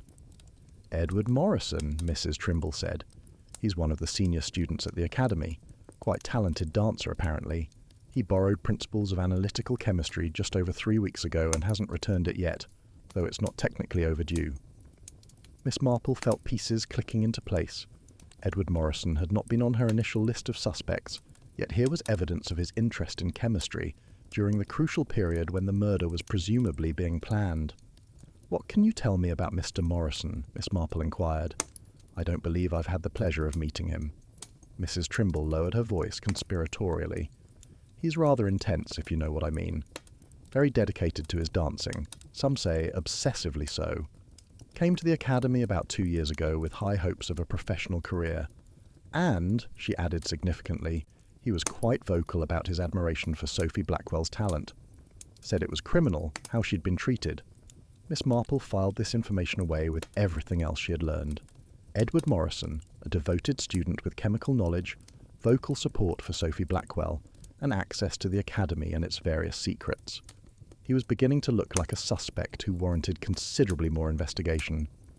"Thank you, Mrs. Trimble," Miss Marple said warmly. "You've been most helpful. If Mr. Morrison returns that chemistry text, I'd appreciate if you could make a note of it, and perhaps let Inspector Slack know." The librarian's eyes widened with understanding. "Oh my, you don't think he could be involved in Mr. Thornbury's death?" "I think," Miss Marple said carefully, "that everyone who had motive, opportunity, and the specific knowledge to prepare strychnine needs to be thoroughly investigated, and Mr. Morrison appears to meet all 3 criteria." As she left the library, Miss Marple reflected that the case was becoming increasingly complex rather than simpler. Multiple people had researched poisons, multiple people had motive, and multiple people had the opportunity to tamper with those sugared almonds. The challenge would be determining which of these overlapping suspects had actually committed murder. The Nutcracker's grin seemed to mock her efforts, its painted face offering no answers to the questions that multiplied with each new discovery. But Miss Marple was not discouraged. Patient investigation and careful attention to detail always revealed the truth eventually, and she was determined that this case would be no exception. Chapter 9: The Dancer's Alibi. Fractures like spun glass. Inspector Slack's office had become increasingly cluttered with evidence from the Thornbury murder investigation. Photographs of the assembly rooms, chemical analysis reports, witness statements, and various documents recovered from the deceased's effects covered every available surface. When Miss Marple arrived by appointment the following morning, the inspector looked like a man who had not slept well in several days. "Miss Marple," Slack greeted her with weary resignation, "I received your message about Edward Morrison. I've had him brought in for questioning this morning, and I thought you might be interested in observing the interview." This was an unusual concession from the inspector, who typically preferred to conduct his investigations without civilian observers. The fact that he was inviting Miss Marple's participation suggested he was genuinely puzzled by certain aspects of the case, and hoped her insights might prove valuable. They moved to the small interview room where Edward Morrison waited, flanked by Constable Briggs. The young dancer was perhaps 25 years of age, with the lean, muscular build characteristic of his profession, and an intense quality about his eyes that suggested powerful emotions barely held in check. "Mr. Morrison," Inspector Slack began without preamble, "I understand you borrowed a chemistry textbook from the village library 3 weeks ago. Can you explain why you needed such specialized material?" Edward's jaw tightened, but he answered steadily. "I've been considering alternative career options if my dancing doesn't pan out professionally. Chemistry seemed like a field where precision and discipline might transfer well from dance training. It was a reasonable explanation, though Miss Marple noted the slight hesitation before he delivered it, as though the answer had been prepared in advance rather than arising spontaneously. This exploration of alternative careers, Inspector Slack continued, did it have anything to do with recent developments at the Academy? Financial difficulties, perhaps, or concerns about your future prospects?" Edward's composure cracked slightly. "If you're asking whether I was affected by Mr. Thornbury's manipulation of the scholarship fund, yes, I was. I watched talented dancers forced out while less skilled students received support based on their willingness to," he paused, searching for an acceptable phrasing, "accommodate Mr. Thornbury's expectations." "So you were aware of Mr. Thornbury's predatory behaviour?" Miss Marple interjected gently. "That must have been quite distressing to witness." The young man's face flushed with anger. Distressing? It was disgusting. He destroyed people's dreams, ruined careers, all to satisfy his own perverse desires. Someone like that didn't deserve to live. A dangerous sentiment, Inspector Slack observed, especially from someone who had recently acquired knowledge about how to prepare lethal poisons. Edward's eyes widened with shock. "You think I killed him? That's insane." "Yes, I hated what he was doing, but I would never. I didn't poison him." Where were you during the intermission on the night of the performance? The inspector consulted his notes. That crucial period between approximately 7:45 and 8:15, when the sugared almonds were accessible to anyone in the assembly rooms. Edward hesitated, and Miss Marple recognised the expression of someone deciding how much truth to reveal. "I was backstage," he said finally, "helping with costume changes and prop management for the second act." "Can anyone confirm that?" Inspector Slack pressed. The young man's hesitation lengthened. "Several people saw me during that period." "But not," he admitted reluctantly, "for the entire time. There were perhaps 10 minutes when I stepped out for some air, felt claustrophobic in the crowded backstage area. And during those 10 minutes," Slack said flatly, "you could have accessed the refreshment table and poisoned the almonds intended for Mr. Thornbury." "I could have," Edward agreed, "but I didn't.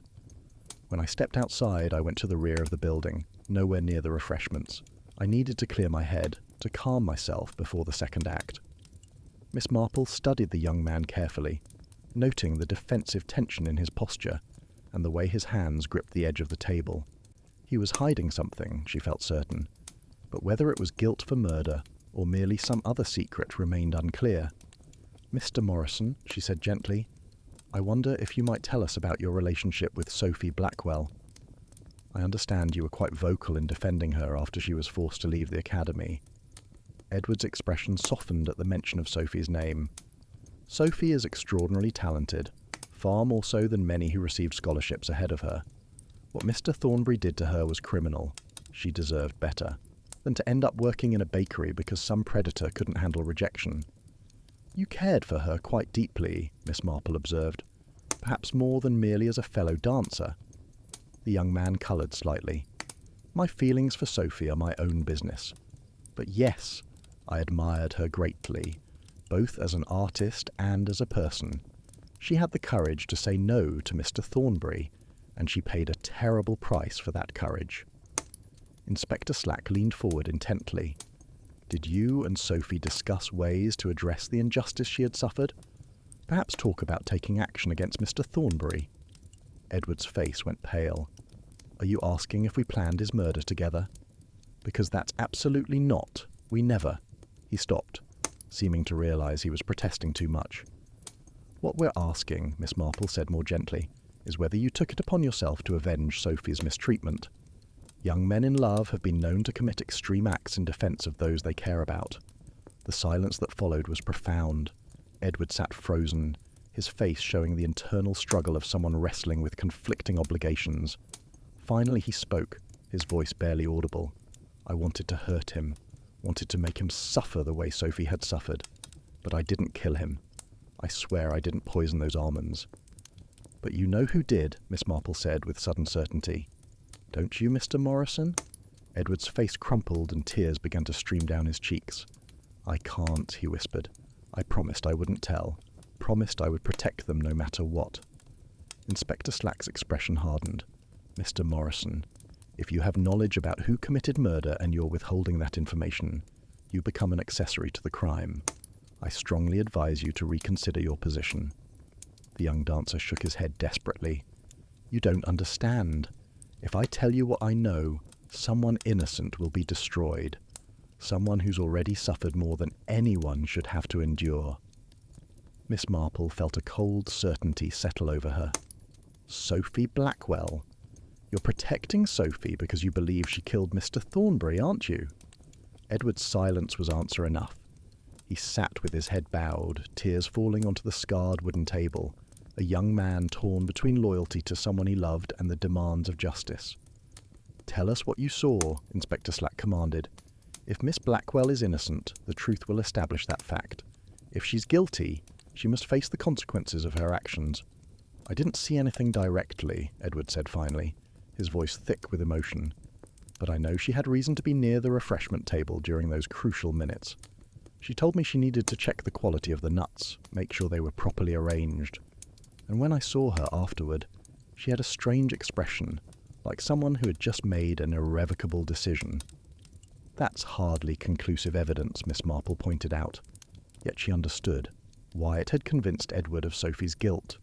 Combined with her motive, her access to chemistry knowledge through library books, and her opportunity to poison the almonds, the circumstantial case was certainly compelling. "Mr. Morrison," Inspector Slack said, "I'm going to ask you to remain available for further questioning. Do not discuss this interview with anyone, particularly not with Miss Blackwell. Is that understood?" Edward nodded miserably, and Constable Briggs escorted him from the interview room. Once they were alone, Inspector Slack turned to Miss Marple with a troubled expression. "It's looking increasingly like Sophie Blackwell is our murderer," he said heavily. "The evidence keeps pointing in her direction, despite your belief in her innocence." "Evidence can point in directions that are deliberately arranged," Miss Marple replied. "Consider, Inspector, how convenient it is that so much points towards Sophie. The chemical knowledge, the opportunity, the motive, even Edward Morrison's suspicions, almost as though someone wanted her to be the obvious suspect. You're suggesting we're looking at a frame-up?" Slack sounded sceptical.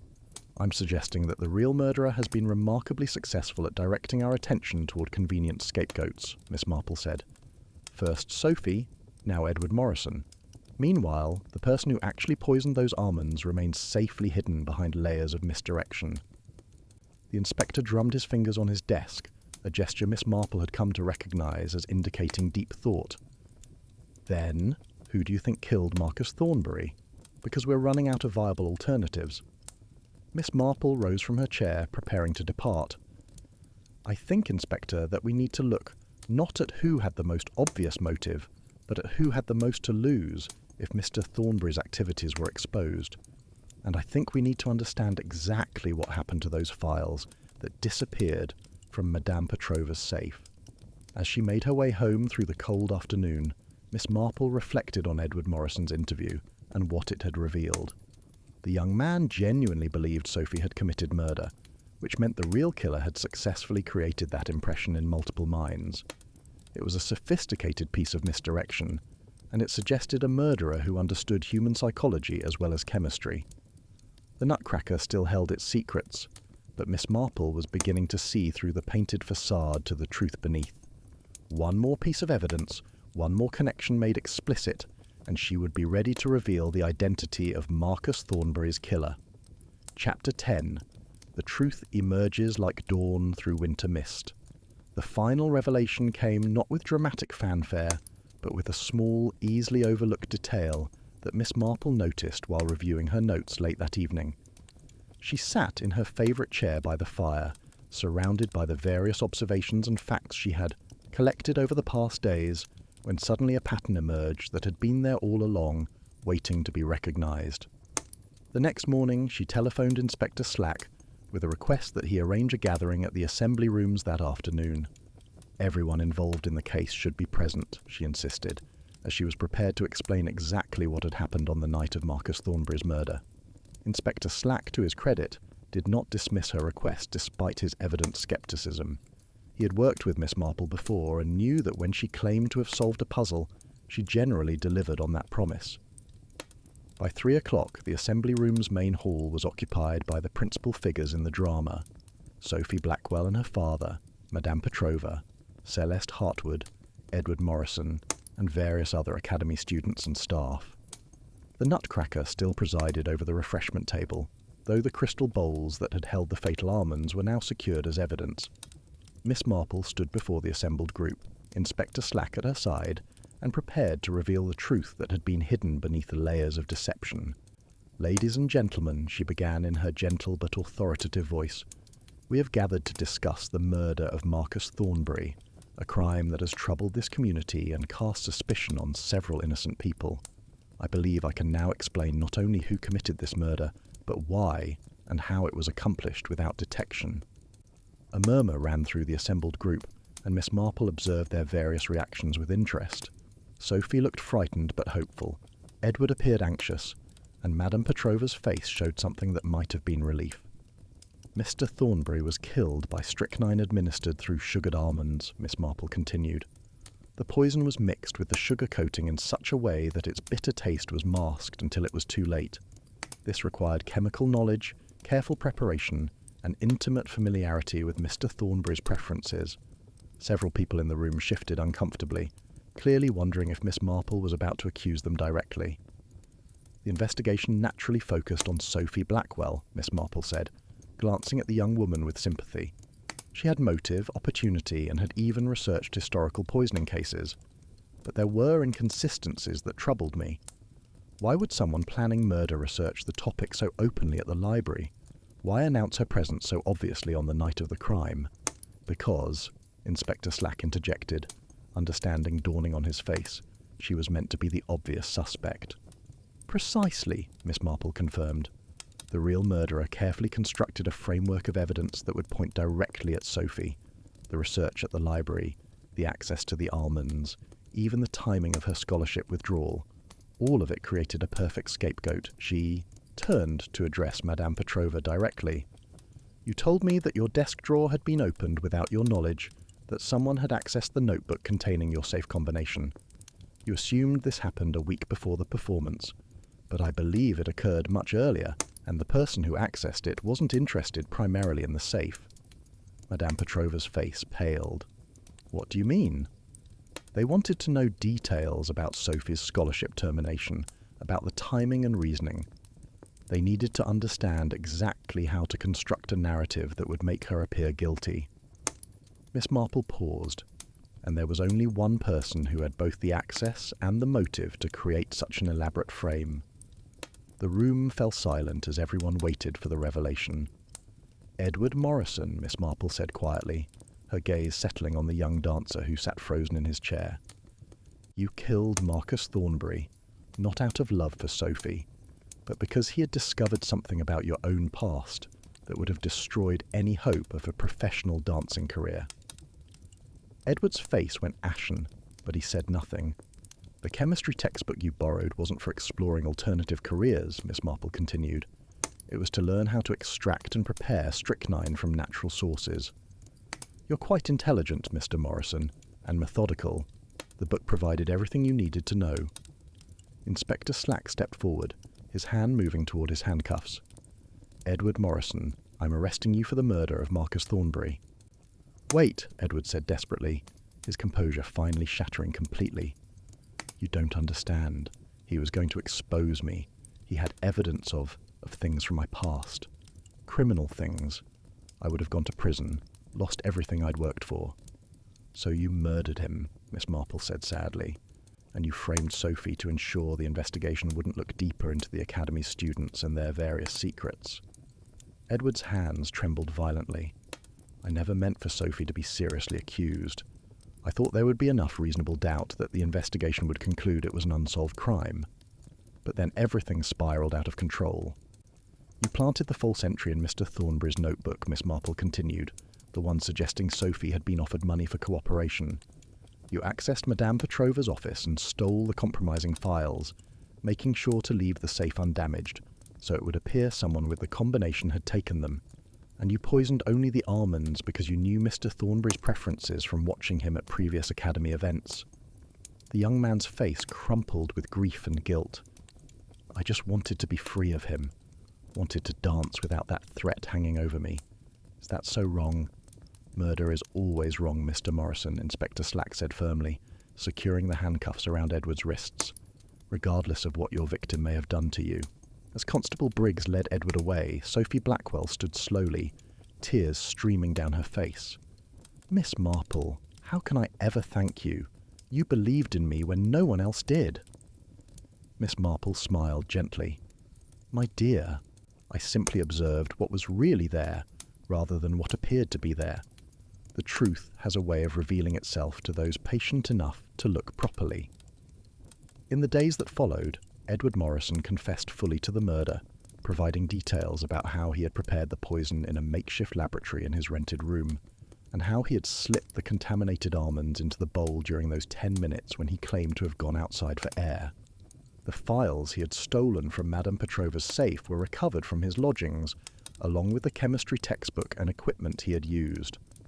The revelation of Mr. Thornbury's extensive criminal activities led to wider investigations that uncovered financial fraud affecting dozens of young performers across England. Madame Petrova faced charges related to money laundering, but ultimately received a suspended sentence in exchange for her cooperation with authorities. Sophie Blackwell, fully exonerated, received offers from several prestigious dance academies. Her talent, combined with the publicity surrounding the case, opened doors that Mr. Thornbury had attempted to close. She wrote to Miss Marple months later, describing her new life and expressing gratitude that truth had prevailed over injustice. Celeste Hartwood successfully disentangled herself from the contracts that had bound her to Mr. Thornbury's control and went on to a distinguished career. She too sent Miss Marple a note of thanks, acknowledging that the older woman's intervention had saved more than one life that winter. The Nutcracker was eventually donated to the village museum, where it stood as a reminder of how seemingly innocent objects could become instruments of both vengeance and revelation. Visitors who knew the story would pause before it, contemplating the mysteries that Miss Marple had unravelled through patience, observation, and an unfailing commitment to justice. And Miss Marple herself returned to her quiet life in St. Mary Mead, tending her garden and observing her neighbours with the gentle wisdom that had served her so well. When Mrs. Bantry asked her how she had known to suspect Edward Morrison, she simply smiled. Human nature, my dear Dolly, is remarkably consistent. Young men who proclaim their devotion too loudly often have something to hide, and murderers who construct elaborate frames for others inevitably leave small inconsistencies that patient observation can detect. The winter eventually gave way to spring, and St. Mary Mead recovered from the scandal that had briefly disrupted its peace. But those who had witnessed Miss Marple's investigation would never forget the Christmas when sugared almonds brought death, and when one elderly lady's keen insight brought justice. The end. Thank you for joining me on this journey through another of Miss Marple's most intriguing cases. The Nutcracker's Revenge reminds us that appearances can be deceiving, that victims can become villains, and that the truth, however carefully concealed, will eventually emerge for those wise enough to see it. I hope you enjoyed this tale of Christmas betrayal and ultimate justice. Please share your thoughts in the comments below, and let me know what other mysteries you'd like to explore together. Until next time, keep your eyes open and your mind sharp. As Miss Marple would tell you, the greatest mysteries often hide in plain sight, waiting for someone patient enough to truly see them. This is Connor, signing off from Velvet Clues. Stay curious, dear listeners, and remember that justice, like truth, may be delayed, but need never be defeated.